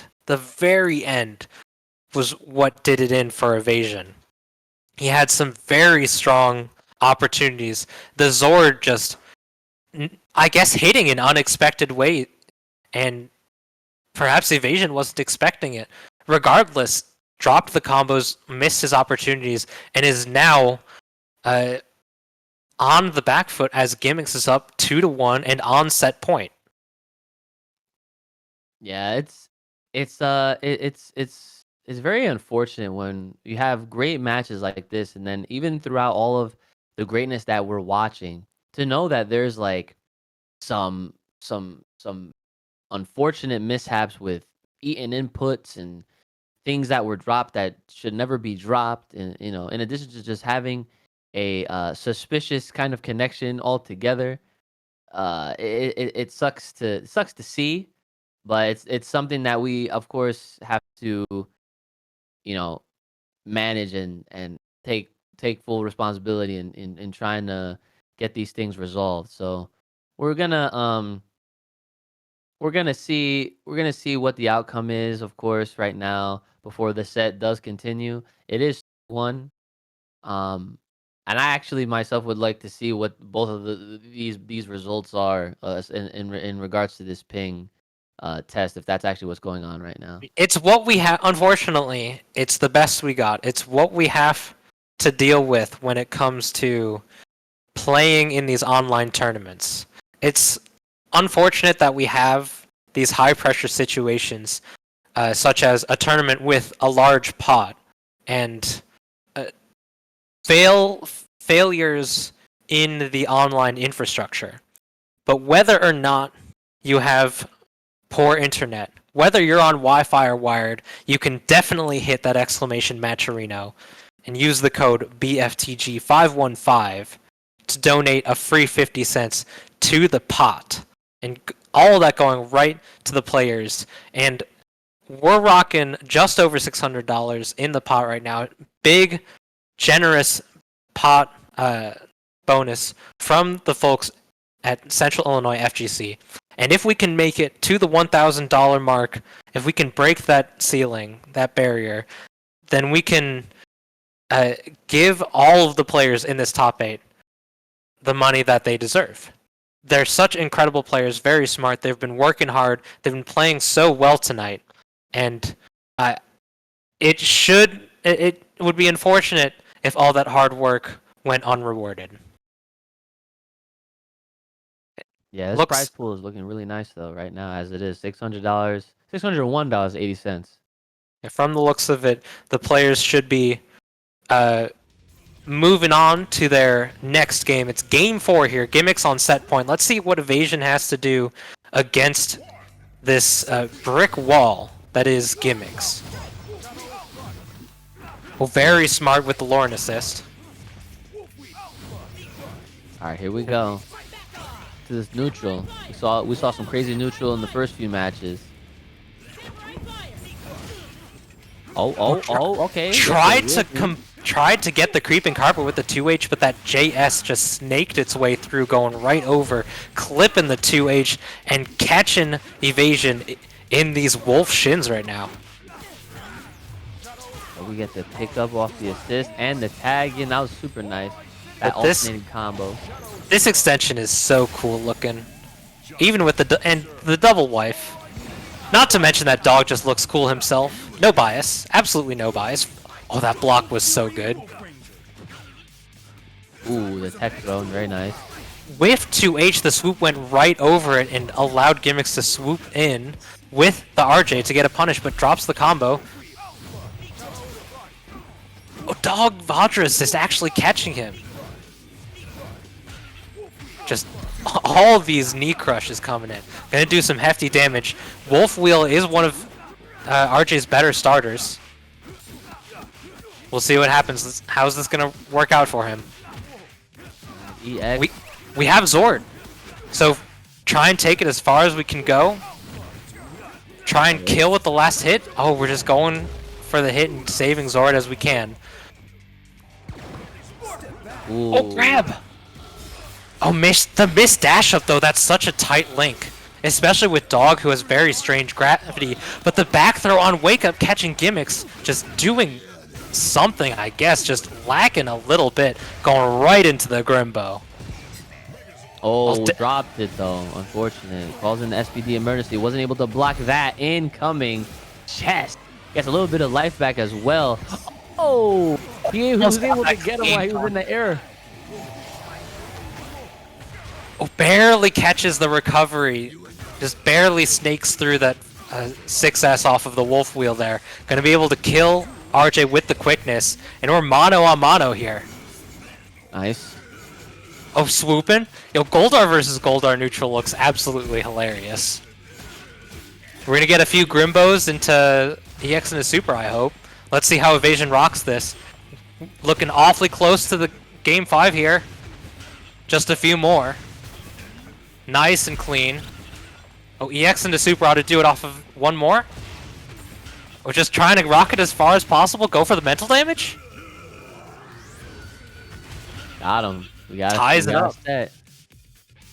Ties it up. It is set point for both of these players. So smart, so intelligent, so incredibly strong, and the adaptation is just impeccable and an absolute treat to watch.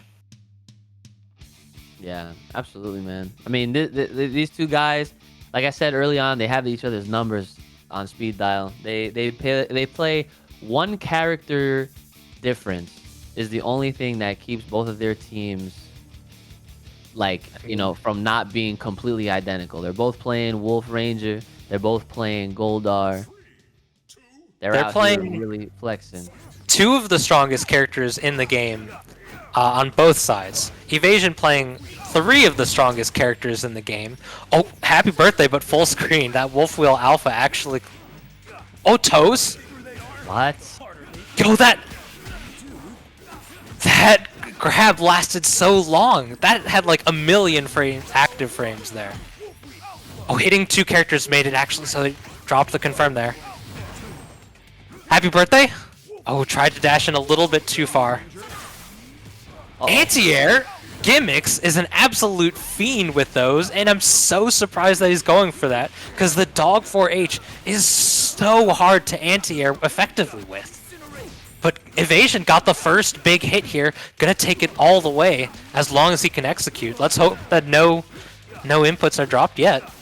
Oh, he's looking really good with them El Blink. El Plink, let's get it. Ooh, shout out to Sushi and the Latam boys. Still trying to be the aggressor here. Ooh, a little overzealous from Evasion, but Gimmicks failing to convert. Cross up, that even hit from behind her on the ground. That was absolutely disgusting. Ooh, okay. Oh, Grimbo. That catch. Yeah, you could do this Grimbo as far as he wants, and he can activate Zord and get an incoming unblockable if he knows the health value is correct. Let's see. This Goldar is looking pretty. One more, activate Zord. Oh, he's just going for the meaty. Oh no, this is a setup in its own, much easier actually. Yeah. I was mistaken. Oh wow, EX would just get him right off onto the ground. There it is. Pass it to Lauren. Oh, yep. Oh, Can we tap? I saw that. Yo, GG's, that was fun! Exclamation Goldar. GG's, shake my hand. He's just double checking the connection, make sure his down inputs come out.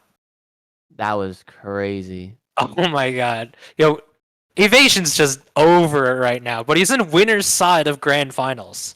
Yeah, like Regardless of how he feels about it, regardless of what happens in the future, he's gotta feel at least relieved that he's made it this far.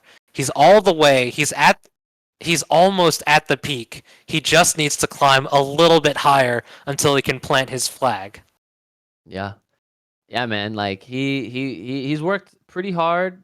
He's definitely one of the best players in the community for sure. That's that's goes without saying. Evasion has shown up time and time again in plenty of top 8s. For me, I feel like this is the first time we're seeing Evasion in a grand finals winner side position. Again, I could be wrong about that. I don't have all of the data mentally stored in my head, but you guys can hit up Tech and he'll provide you with the top 8 graphics for pretty much just about every tournament that we've had for Battle for the Grid. So to see for yourself. At least in recent memory. This is the first time in several months that Evasion has been in grand finals, regardless of winner's side or loser's side. He's made it to grand finals many times before, but Fear Chimera has really been a big roadblock for Evasion in the past. And whether or not Fear makes it to grand finals, whoever Evasion faces, he's going to have more than one opportunity to take the tournament down and get that first prize payout. Yep. And especially sometimes a lot of people they kind of get I don't know if the right word is annoyed or just tired, maybe just a little exhausted of seeing the same results over and over and over again, but to see someone else, take that first place winning would definitely feel very refreshing in that. So we're not gonna waste any more of you guys' time right here. We're gonna get right into it. Your Chimera versus Sundula. I think this has to do with trying to break the Magna armor, perhaps. The multi-hits from Jen might get around it a little bit more consistently. Yeah, but with that JS. I'm curious of how this decision process goes through. I guess maybe he feels a little bit better with the Jen matchup, because this is the run back. It is currently 3-0 in favor of Sundula as far as this tournament games go between these two players. Yep. And he gets the starting confirm right here against Goldar. Every character on both of these players' teams are very crucial. Goes for the reset, gets the blocks. Good stuff by Dula so far, but unfortunately wasn't able to block every single bit of those missiles from Sentry. And this is going to look like a dead Goldar right here. Fear Chimera with the very strong advantage, 3 characters to 2. Oh, the Fear Chimera classic, but he gets the happy birthday. Sundula, I guess, holding up back or up forward a little bit too much, gets clipped with 2 characters. Gonna be able to swap out? Wow. Double EX? Wow. Triple EX, but he mistimes the third one. Gotta be careful. Wow. That was interesting. Okay. Dula has a full Zord, full super. He's got plenty of resources to use up right now. He's definitely gonna need some. Here we go. Oh, wow. Good stuff on the tech throw there. He was ready for it completely. The Jen's 2L is very good, but Zed's 2L is so fast that contested on the tech throw a little bit better than from Jen, but that EX punish, Fear's looking poised to take his first game versus Sundula tonight.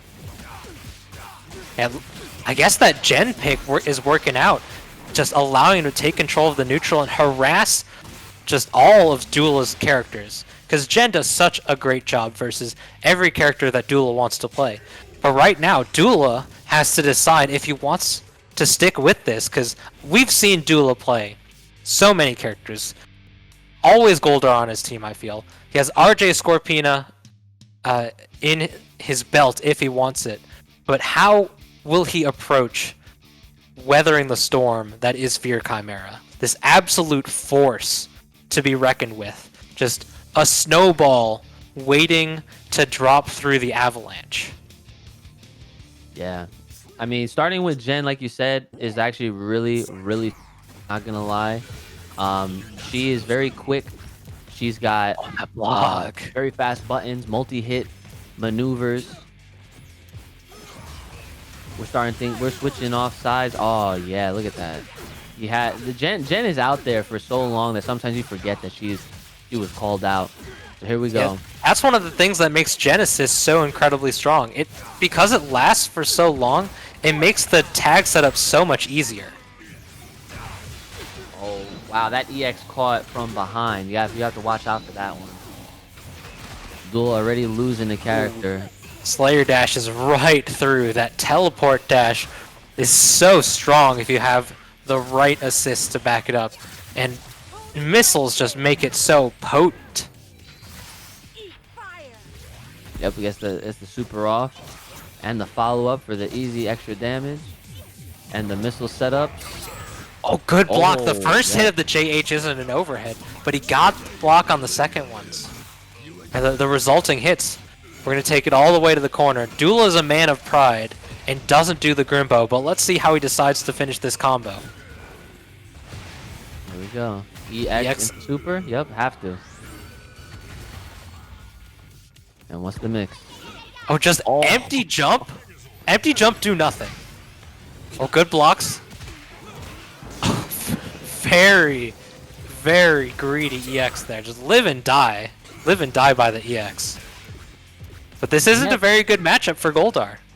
Absolutely not. Any matchup where you have to wait for your opponent to, you know, kind of move in on you, or if you have the opportunity to move in on them. I mean, that's what it comes down to. Sentry literally plays the field perfectly, especially with, you know, working alongside Jen Scott's. Like, it's a pretty busted team in and of itself right here. I expect a switch. Yep, there it is. The meaty low into the tag out just in case. Very potent and hard to catch, hard to read and hard to catch. But Dula's going down. Fear Chimera up 2-0 right now. Trying to send Dula down to spectators. Telling Dula to shut off your game. Yeah, it's quite the response considering that Dula 3-0'd Fear and now looking like he has that receipt in full effect. He's just trying to tie it up. It's 3-2. 3-2 Dula. He got that 3-0 in winner's side, but Fear trying to tie it up 3-3. We'll see what happens. Dula's been having such a hard time getting his hits in, and he can't play so defensive because Fear's just gonna find his way in, and the offense that Jen has is so oppressive. There it is, double overhead, dash up. That JS is so potent, so strong. That tool alone is one thing that makes Jen such a powerful character. Not to mention she has incredibly powerful buttons. Yep, and as we're seeing here, she is just racking up the damage, just swinging them swords, going across the screen right here. Nice dash, 5M, and we're now in the corner, of course. Gets those two off the ground scoops right into the super. Doesn't even need anything else, and I'm pretty sure this should be it. There it is. Nice. Oh, he Isaac'd. He delayed the Z assist long enough so that Dula landed and had to block a left-right. Very well played from Fear, and actually got around a lot of reversal options that Sun Dula might have had on his wayside. Oh, got opened up by that missile. Had to block the rest of that Zord Ultra. Oh, sets up the lights. Oh, I thought he was going to get a confirm off of that. That would have been pretty sick.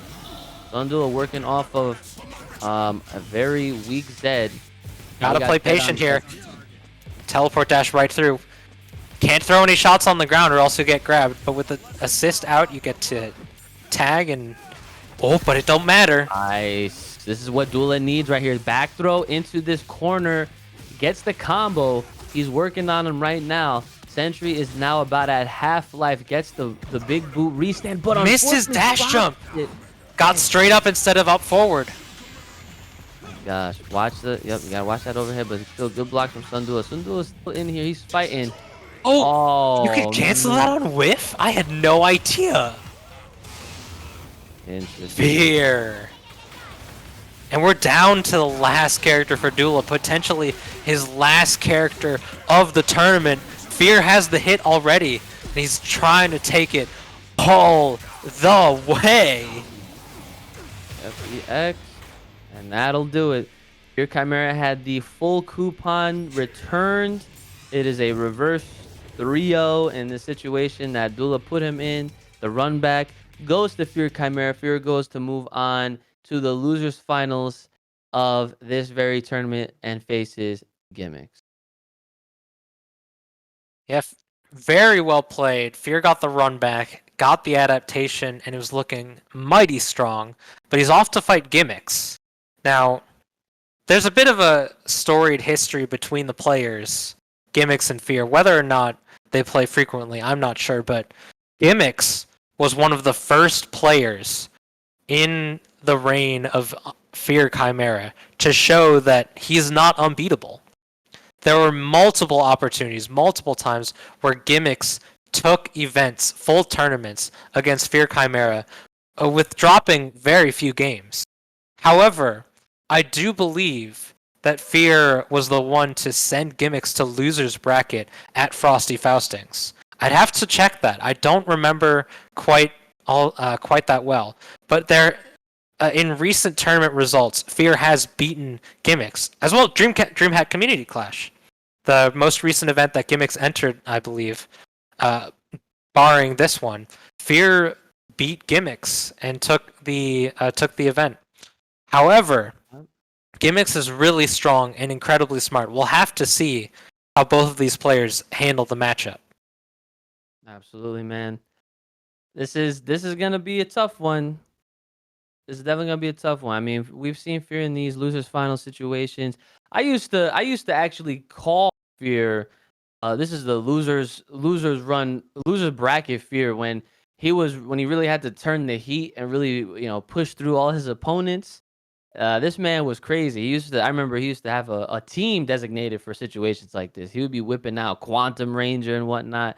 Now he doesn't really need to anymore, because especially ever since he discovered how ridiculous Lord Zed and both Goldar are, he's been taking full advantage of those characters. I mean, a lot of times we used to see him play Jen Scott as well. So now it really depends on what his mood is. I feel like sometimes he'll be rocking with Sentry, rocking with Jen. Sometimes he'll have both and just have either Zed or Goldar. So he has a complete mixed match of characters up his sleeve. I guess it adds to his top playermanship, if that's even a term to use here. But obviously one of the best to say. He could lose the next like 10 events and he'll still be known as one of the best players, considering how many events that he already has won under his belt. So let's see, we're getting right into it right now. Gimmicks versus Fear Chimera, losers finals.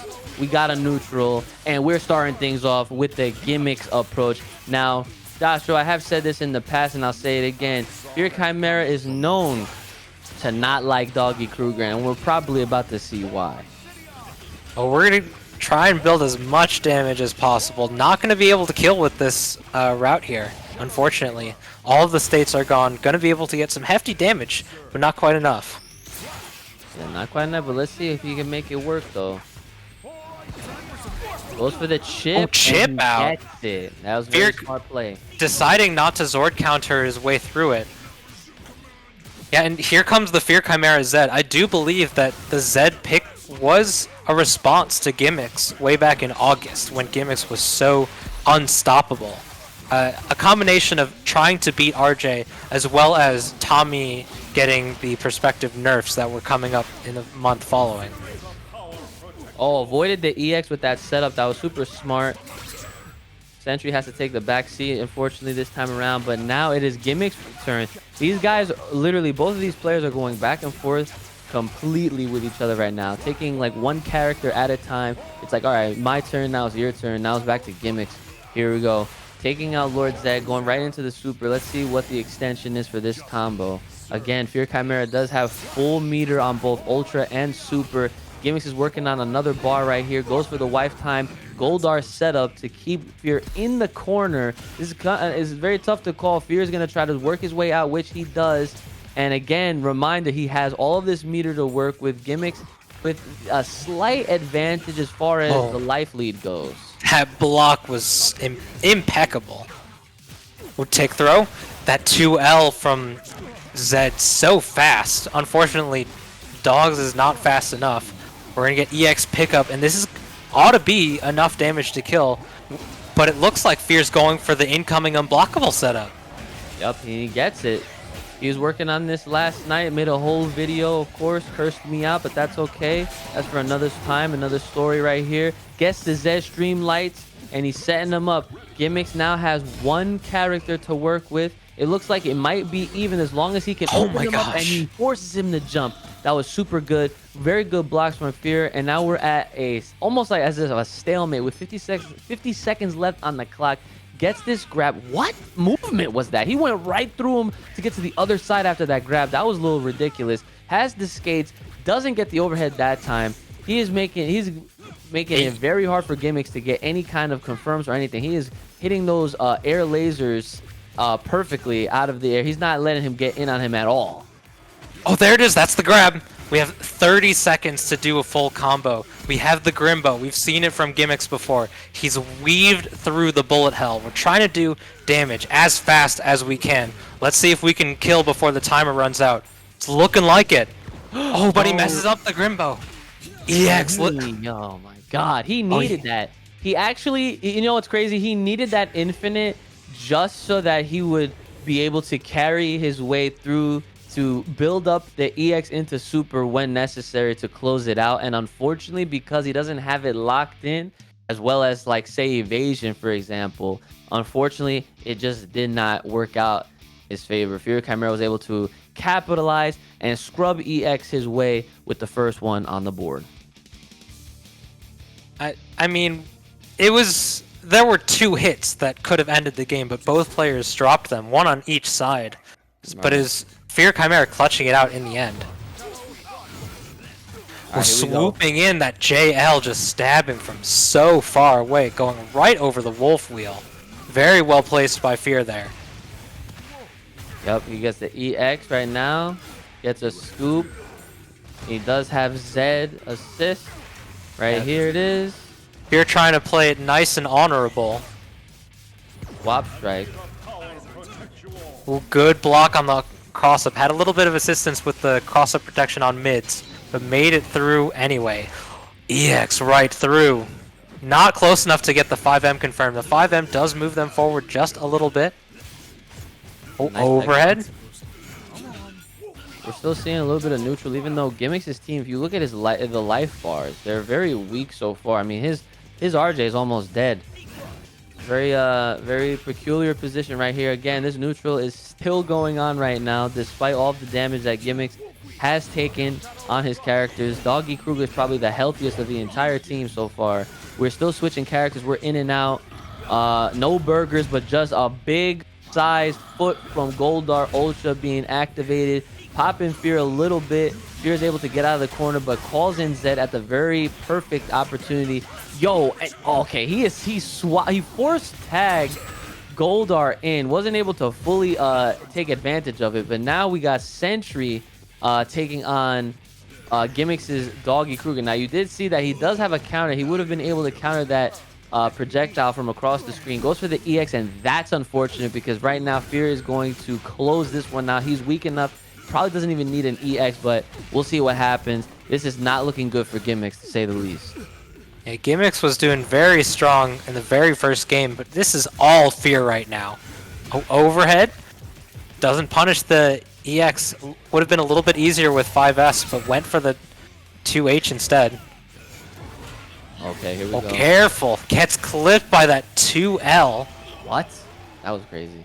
He went right through him. I think that the Zord call, the Zord sword drop from the SPD Zord made it interact just a little bit weird, but even still, Fear takes it 2 up right now, and on set point trying to fight evasion in grand finals. It is 2-zip. Gimmicks is gonna have to really work hard for this one. All right now. Super tough position to be in. 2-0 deficit. Fear Chimera is your opponent. Luther's finals. top 3 guaranteed though. This is the top 3 right now. So And we're getting paid regardless at the end of the day. ooh, Made here we it. go. Starting off with a big old drop kick right now. Fear Chimera with the oppression session. We are here. All of this offense is definitely gonna pay off. Goes for the Good. reset. We blocked the overhead too? Oh my god. Nice. Okay, good stuff to Gimmicks right here. Returning the favor. We're staying in this very spot. We have the dog extension that he's shown us earlier. Let's see what happens. This ought to do enough to kill. EX restand. Dog assist. Yep, there it is. He's got this combo down pat. Double time, wife time. Into the super. Say goodbye to Goldar. Great start by Gimmicks. This is exactly what he needs. Well, very well played on the incoming, but Fear managed to block through it. Oh, EX man, right not through. afraid. Oh, classic. This is time. Yeah, I was old about to time. say that. Mistimed his unblockable on incoming. Good tech throw. He's trying to contest every time after those throw techs, but the Z2L is just so much faster than the rest of his characters. Now, RJ could contest, but right now Zed's on screen at 2L's just making all the way, and Goldar goes down. Oh, man, he got mixed out of his mind right there. Had to deal with the putty and sentry and an airborne Zed. That was a lot to be thrown at you at once. I definitely got mixed. Oh, whoa, whoa. Oh, we plinking the swap strike? Okay. Oh, but unfortunate, Gimmicks gets caught by the sentry assist. Fear dashes in with the confirmation, cleaning up 3-0 off to fight Evasion in the grand finals. But it is grand finals. Fear's coming from loser's side, and he still has to win 2 whole sets versus Evasion. Yep, Now, he definitely Evasion, does. I don't believe Evasion has taken a set off of Fear in tournament yet.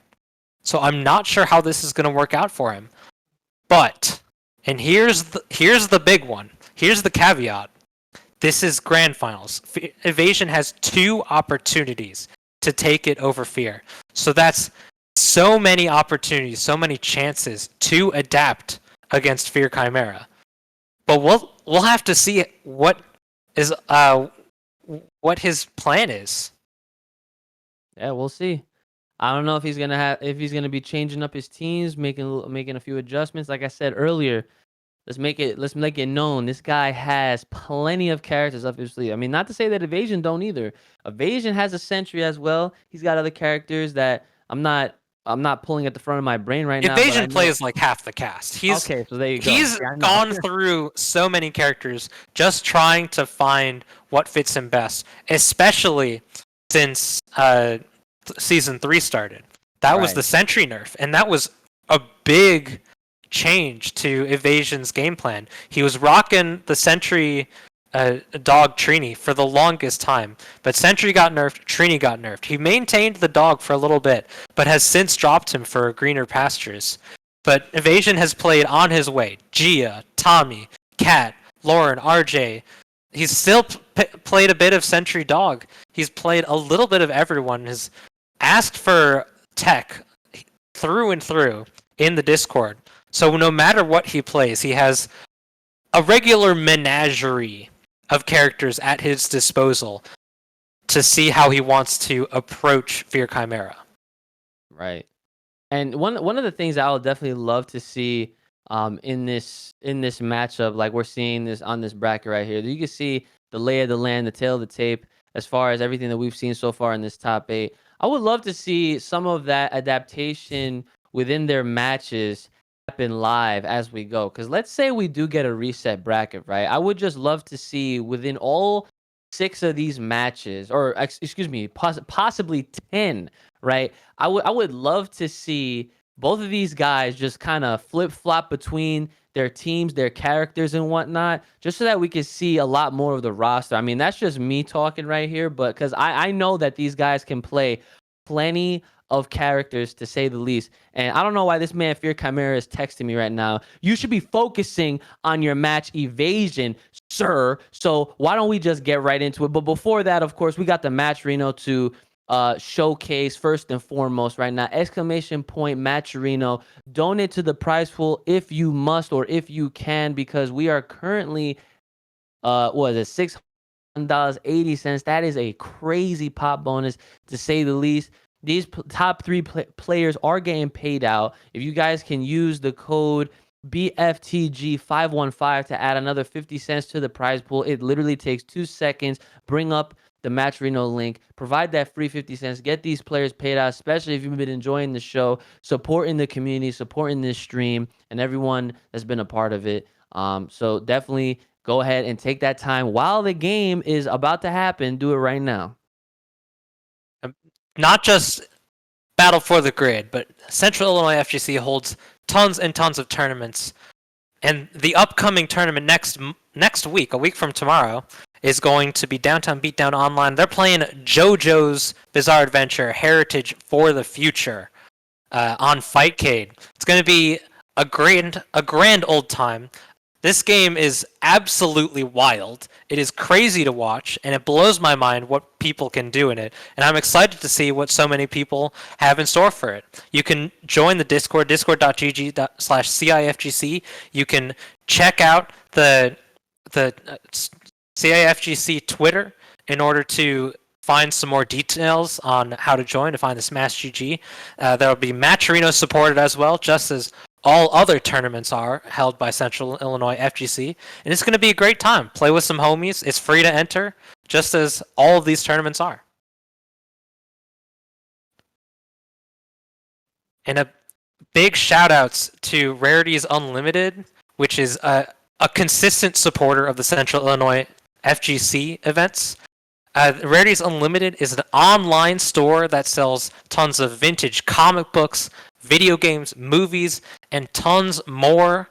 You can find them on Facebook to see what they have to offer and see if they have anything that you want to pick up. Rarities Unlimited is a big homies for supporting Central Illinois FGC for many, many events in the past, and this one included.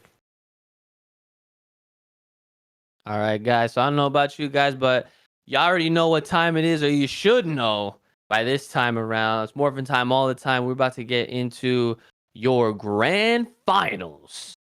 And it's going to be a great set. These players have yet to play this afternoon, or at least have yet to play in the tournament.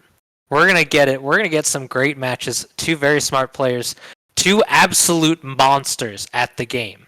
They're climbing to the very tippy tops of competitive play in Battle for the Grid. They are pushing the limits of this game. They are testing the wits and skills of their opponents, and they're trying to prove who is the best. And we'll have to see what happens coming up right now. It's grand finals. Evasion on winner's side versus Chimera. HB Evasion versus Crescent Chimera. Hitbox versus Crescent. Let's see what happens. All right, let's see. So we're starting things off, as always, with a little bit of neutral. We're trying to push that breath back on to the projectiles here. That was so cheap. Evasion starting things off with the first hit confirmed and combo in the corner right now. Is RJ against Goldar. Goldar has no sign of life right now. He is not fighting back whatsoever. We're at 45 hits on the counter. We got El Blink for you guys real quick, right quick, Nest quick. All of this action into the Lunar Cyclone to finish it off. That was Put crazy. him in the blender. Yo, that was so ambiguous. Gets the cross up foot dive just to get it. We're putting Zed right to the corner. Evasion's looking mighty strong. He's making so many great decisions, but unfortunate drop. Oh my god, that was the cleanest pickup I've seen in a long time. He was just barely off the ground, blocking the assist, put him right back, and because he landed, he was out of block stun and able to get the mitts on him. How is you? How? Oh, that setup had the lava ready for him and everything. Let's see. I'm not sure if I don't know, man. Fears, they're very dominant, but I don't know if he can make this 3-character comeback with just Sentry and no types of assists. Oh, I mean, he does have the SPD emergency. We have seen that classic comeback factor with this exact Zord. It's crazy how sometimes life is but a circle and we just come right back to where we started in a lot of instances. EX, the Goldar actually might have saved him there. Might have been able to get an SPD combo. Oh, good tech throw. Evasion's playing so offensive right now, so aggressive, and he can just play it easy if he wanted to. You see Fear trying to get that EX start to happen, but so far, he's doing really well. Holding jumping right now. over the wolf wheel. This is how it starts. He has an SPD setup if he wants it. He can be able to get enough damage with the right route and kill, but he's just going... Oh, EX into EX! EX to EX. You love to see it. Oh, that's the first hit. Just super. Just super. There it is. First game, Evasion. Wow. Oh my god. This is how we're starting. This is how we're starting, ladies and gentlemen. And that was so clean from Evasion. So many of his openings were incredibly well placed and well managed. Fear was caught by back-to-back setups from Evasion. It's just as unfortunate drops from him give Fear enough room to compose himself and get at least a character, but Evasion was so strong that game. Absolutely. He, like you said, he had all of his plays, all his setups were very clean and crisp. Not a lot of drops, if any at all. He had Fear's number the entire match. He gave Fear a very hard run for his money to start things off here. Now we're starting again with the second game. Happy birthday. It is Fear now with the advantage, but the spacing wasn't in his favor that time around. Here we go. We're switching sides now. And caught again, on landing frames there. Yeah, we only have room for one Goldar here on this doubly sized training stage. In case you forgot, we used to be in a phone booth. Shout out. Highlander style. There can be only one. Yep, Swap Strike, who's coming in? Got Lauren? Oh, he came in pressing buttons? It's okay, because Lauren buttons and RJ buttons are so incredibly strong. EX to get the happy birthday. Oh boy, here we go. And he definitely is getting that happy birthday. I don't know whose birthday it is, but we're celebrating. Swap Strike, EX. Oh, missed the plank under. Oh, he's blocking. I feel it. Push block, gets the 6S from downtown, but that 5H, put your back into it, Lauren, my god. Yeah, she really just committed to that 5H, man. Sometimes you have to. You just gotta let it rip here. Oh, happy birthday! Oh my god! Yo, man, we were really American resets. American resets. Are we gonna get Zord? Nah, we don't need it. Okay, here we go. Oh, no jumping. Gotta be careful. Yeah, he's only one hit away. Oh, because God. The Lauren JL lasts until she lands on the ground. So even though the startup invincibility from Sentry Super got around the initial hitbox frames on the JL, because it lasts so long, it actually still countered it. Yeah. Wow. Very rare we get to see the Sentry Super, considering that it is a counter super. But wow, what a time to whip it out. It was very smart, actually. So that was good. It was very well played, an intelligent choice from Fear Chimera there. 1-1 right here. Fear has to win 2 more to reset. Evasion just has to win 2 more to take the tournament and that first play. Butterflies are messing up his confirms there. He got an initial hit, got a second one, but wasn't able to actually get the full combo due to getting hit by just a few of the last butterflies from Lauren assist. Here we go. Gets another scoop off the Zord, Z assist, excuse me, EX. Not going to close it out just yet, but that overhead will. Oh, man, he's really trying to open him up right now. Great block. Bullying. Just trying to bully his way in. Swoop. Oh, good choice with the Z assist, anti-air and Goldar. Nice, and he gets the back S light effect. Here we go. Gets the 5M knee. Oh, whiffs it though. Oh, but he gets the back throw. No confirms afterwards. Oh, that hit both players, both characters. Did it? Oh no, it didn't. Sentry out in the nick of time there. Messed up his Grimbo. Ooh, okay, hold on. That was the assist. Oh, I tried to mean, get the really run-up cross greedy. up. That was incredibly greedy from Evasion there. Wasn't close Evasion. enough to get the cross-up hitbox on the Lauren EX. This man was fully committed to that EX, had the ring on and everything. He was like, yep, I'm gonna do this. Like, I do. Yes, right here. But Fear is making him regret it. Yeah, we told him, if you like it so much, why don't you marry it? Oh, man. Well, you saw what happened here, ladies and gentlemen. So, off the feet. It's looking like Fear's game. That's gonna do it. Not yet. Overzealous from Fear.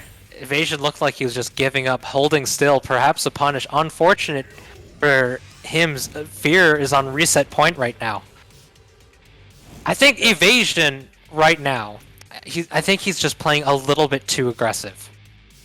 It worked out first game. It worked tremendously first game. Second game, it paid off here and there. But at the moment, it's just not quite paying off what he wants to do.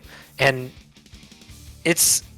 Evasion, I think, just wants to run one game plan, and Fear is forcing him to adapt, and Evasion has yet to find the right answer. Alright, here we go. This game. There it is. That is such a potent mix-up. It's gotten him openings time and time again, and he actually gets the timing nice and clean to get the confirmation despite the butterflies. Uh-oh. Picked up. Yep, guess it's El Plinks in there. Oh, El Plinks. More. Oh, magic number. Hold on. Oh! Try to get him in with that grab, but the tech throw was ready. He was definitely ready for that. He was trying to get an extension with the Goldar assist, but unfortunate drop there. Watch the cross-up. Oh, there it is. Get the legs. Even if you can see it coming, it's so hard to block it because you never know the precise timing. Fear's going to be able to get the unblockable setup here. He's got him. A one after another. That's a dead RJ, and he doesn't have a Zord to come up after it. Confirming off of the Z assist too. Yeah, super good so far. Evasion probably not happy about all this. Like I said, he has a hard hill to climb, even though he is in the winner side of things. This reset is something you obviously don't want to happen in the grand finals, but up against Fear Chimera, you know, it's more than likely gonna happen. So here we go. Gets the mash confirm in the EX. Okay. Oh, we're gonna go for an unblockable after this. See, well, we're gonna get a kill 100% of the way. Oh, other side grab, had the tech throw. I don't know how Fear saw that coming. Whether or not it's an OS is beyond me. Regardless, gets the punish on the EX. Wasn't close enough to get hit by the first bit, and thus the 5M was a nice and easy, clean, and well-spaced punish. Gonna be able to take Zed all the way down. Here we go. And saving the unblockable for the end. Oh, there it is. Are we gonna tie it up? Oh, it looks like it. So far, he's on a good track so far. Ghost tries to go on the other side for that cross-up. That's the first hit. Oh, no. I don't like where this is going. He's got full super. And, oh, no. He's at full Zord. Excuse me. Goes for Careful. That's a block. Just jump over it. Yeah, he's just jumping. Like, no fear out of this man right now. And he's got Zord out. He's got nothing to worry about. Oh, that's it. That's a reset. God. Evasion had it in the palm of his hands. He was looking at it. He was so close to tying it up 2-2 in this first set, but the unfortunate drop at the end, allowing Fear Chimera the space to breathe and come back and take this first set. Evasion seemingly taking a sec to recompose. Quick breather. Had so many strong hits, so many incredible openings, but just failed to convert on a few key occasions, and it cost him the game and the set there. Yeah, it seems, you know, I'm not gonna lie, I'm not sure exactly what happened as far as, you know, where they were mentally, obviously, but it did seem like that last super was out of desperation. quite possibly. Maybe he thought that there was a small window of opportunity where Fear did hit a button and was and left himself open to do something like that. You know, in these high stakes situations, a lot of times players can just kind of throw something out there just in hopes that it would probably work, but unfortunately it did not. So here we are with a grand finals reset.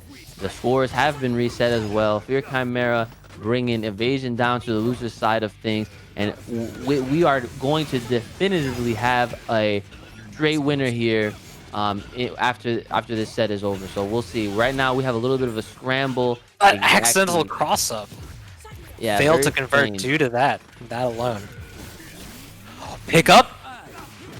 Oh, such a smart tag.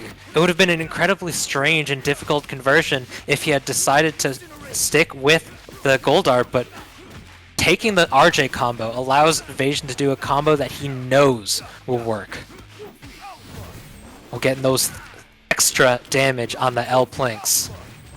Just going to be able to clean it up with a swap strike. Oh, it's a little bit too early on that 2M. Lost the corner, and Fear, whether an OS or not, picked up Evasion. Going to be able to take it all the way and drop down this RJ and maybe even get an SPD unblockable on incoming.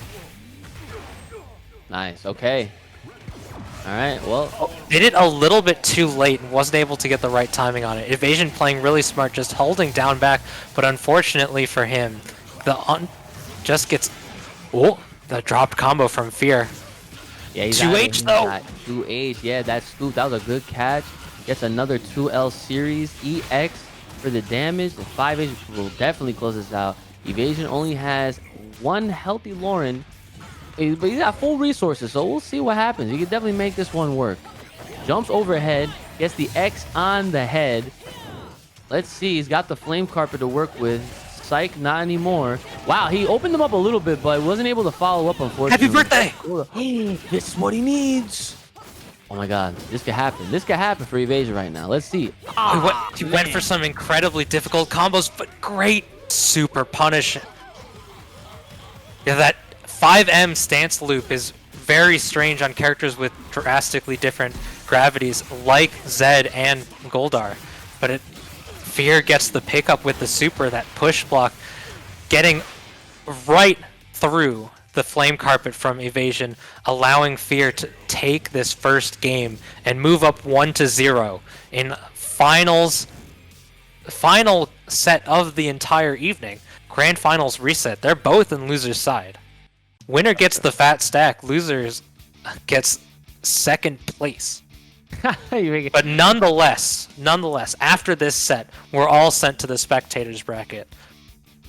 Yeah. The dreaded spectator back. I mean, it's not too bad. You get to watch all the crazy action, of course. So we're about to do this thing once more.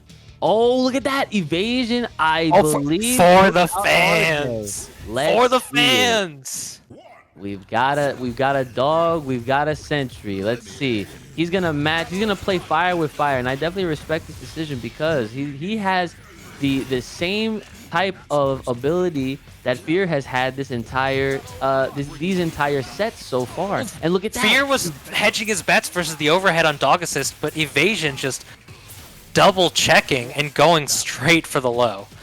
Oh, L Blink! L Blink! Let's L see Blink! It. Yes, this is the character where L Plink was made famous. Wow, EX right through him. My man was definitely mashing that.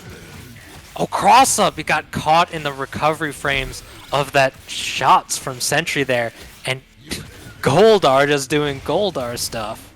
Grimbo! Exclamation Goldar. GG's, that was fun. Oh, he's in here. He's in there. Look at that. GG's, Fear, that was fun. EX to just get it done. L Plank. Boots. Overhead, but he up-backed right through it. Yeah, completely avoided it altogether. Oh, Evasion got the starters of a Dostrow route? Okay. 2M5H confirms. Playing nice and patient here. ZEX well spaced, catches both characters there. Uh-oh.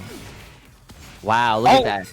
Hitting Oh, both it's a characters foul. was actually dropped the combo for him, but he still gets the confirmation and the pickup with the Z assist here. Yeah, Sentry, one of the characters he just brought to the dance, is about to be sent home already. Oh, he missed times that he doesn't get the unblockable with that timing.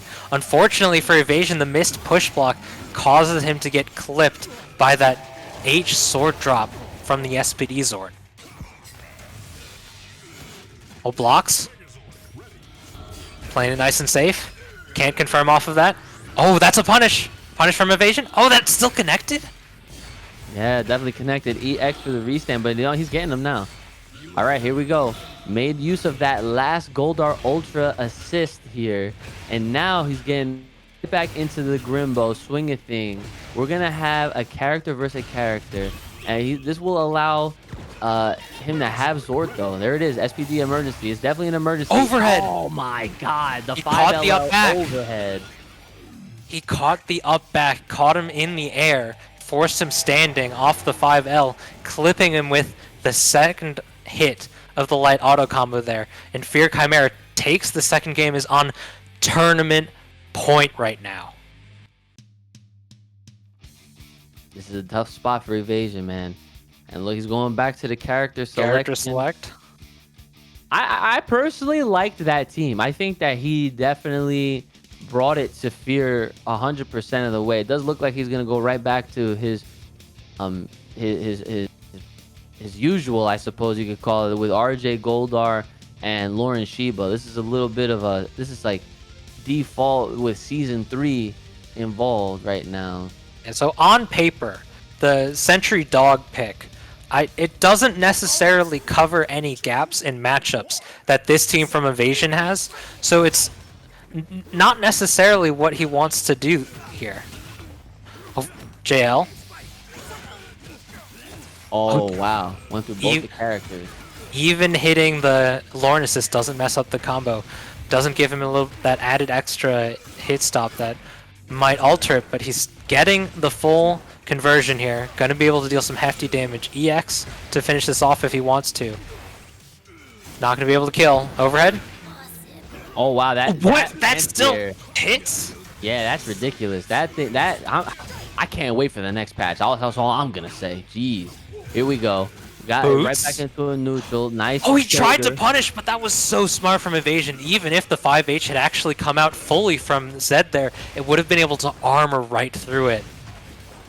Oh, there's the Grimbo now. Evasion off to a good start. No dead characters so far. Drops it. Cross up, happy birthday. Swap strike. Oh, EX just trying to get the damage.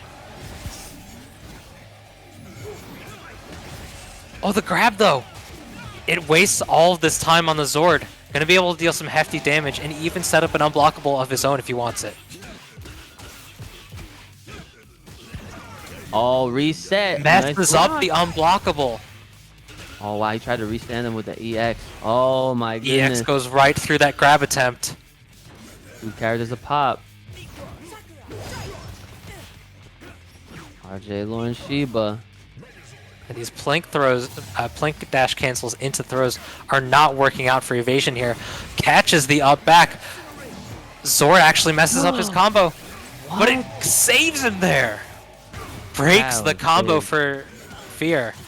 But the meaty cross up 9 times out of 10. If Fear backs up like that, goes for the swoop, 9 times out of 10 he's going for cross up. Evasion has yet to block it, but alternatively, that was the very first time that Fear had actually gone for it at the correct timing.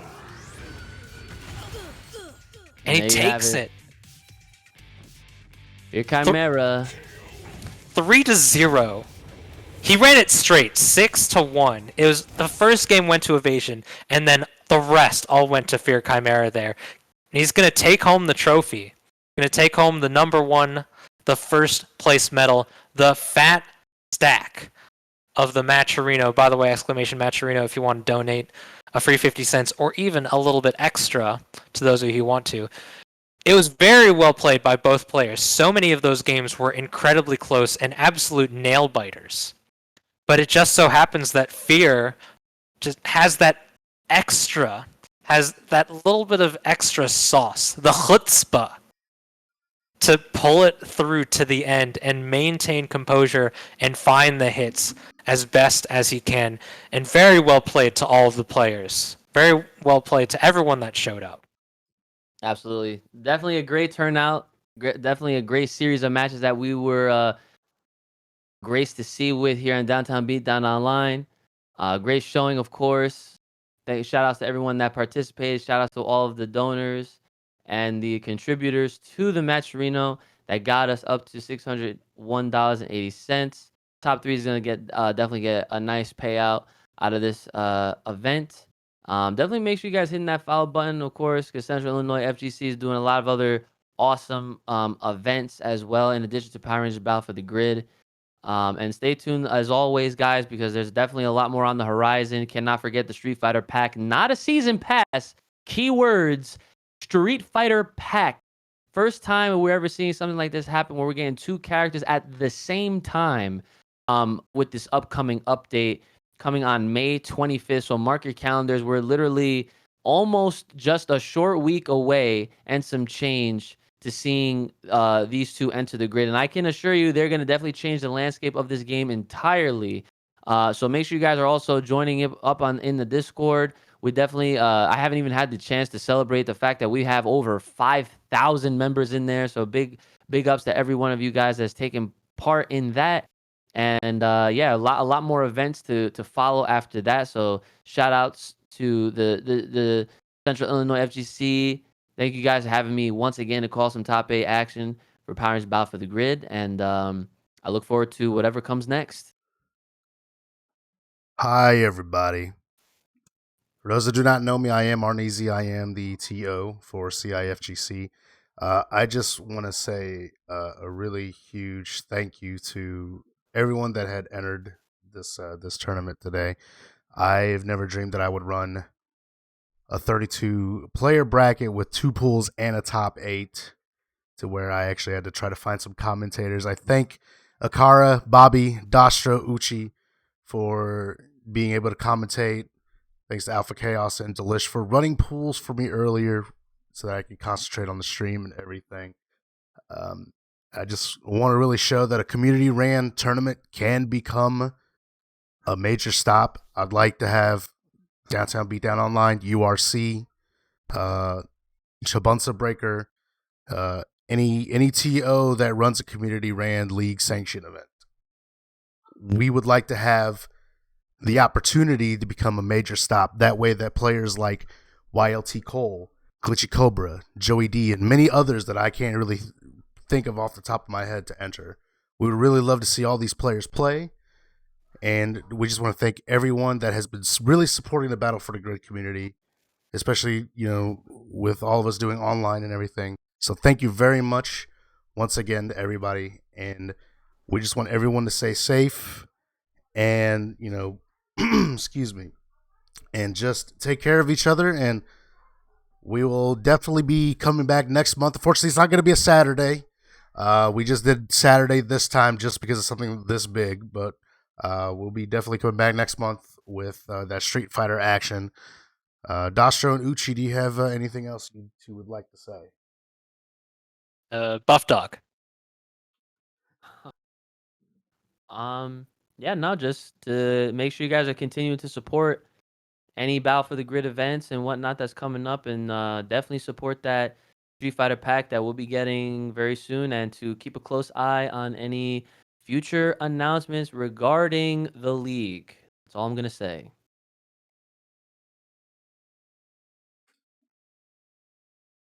Thank you, everybody, and have a great evening. Thanks again for watching. And we'll see you on the 23rd for JoJo's Heritage for the Future.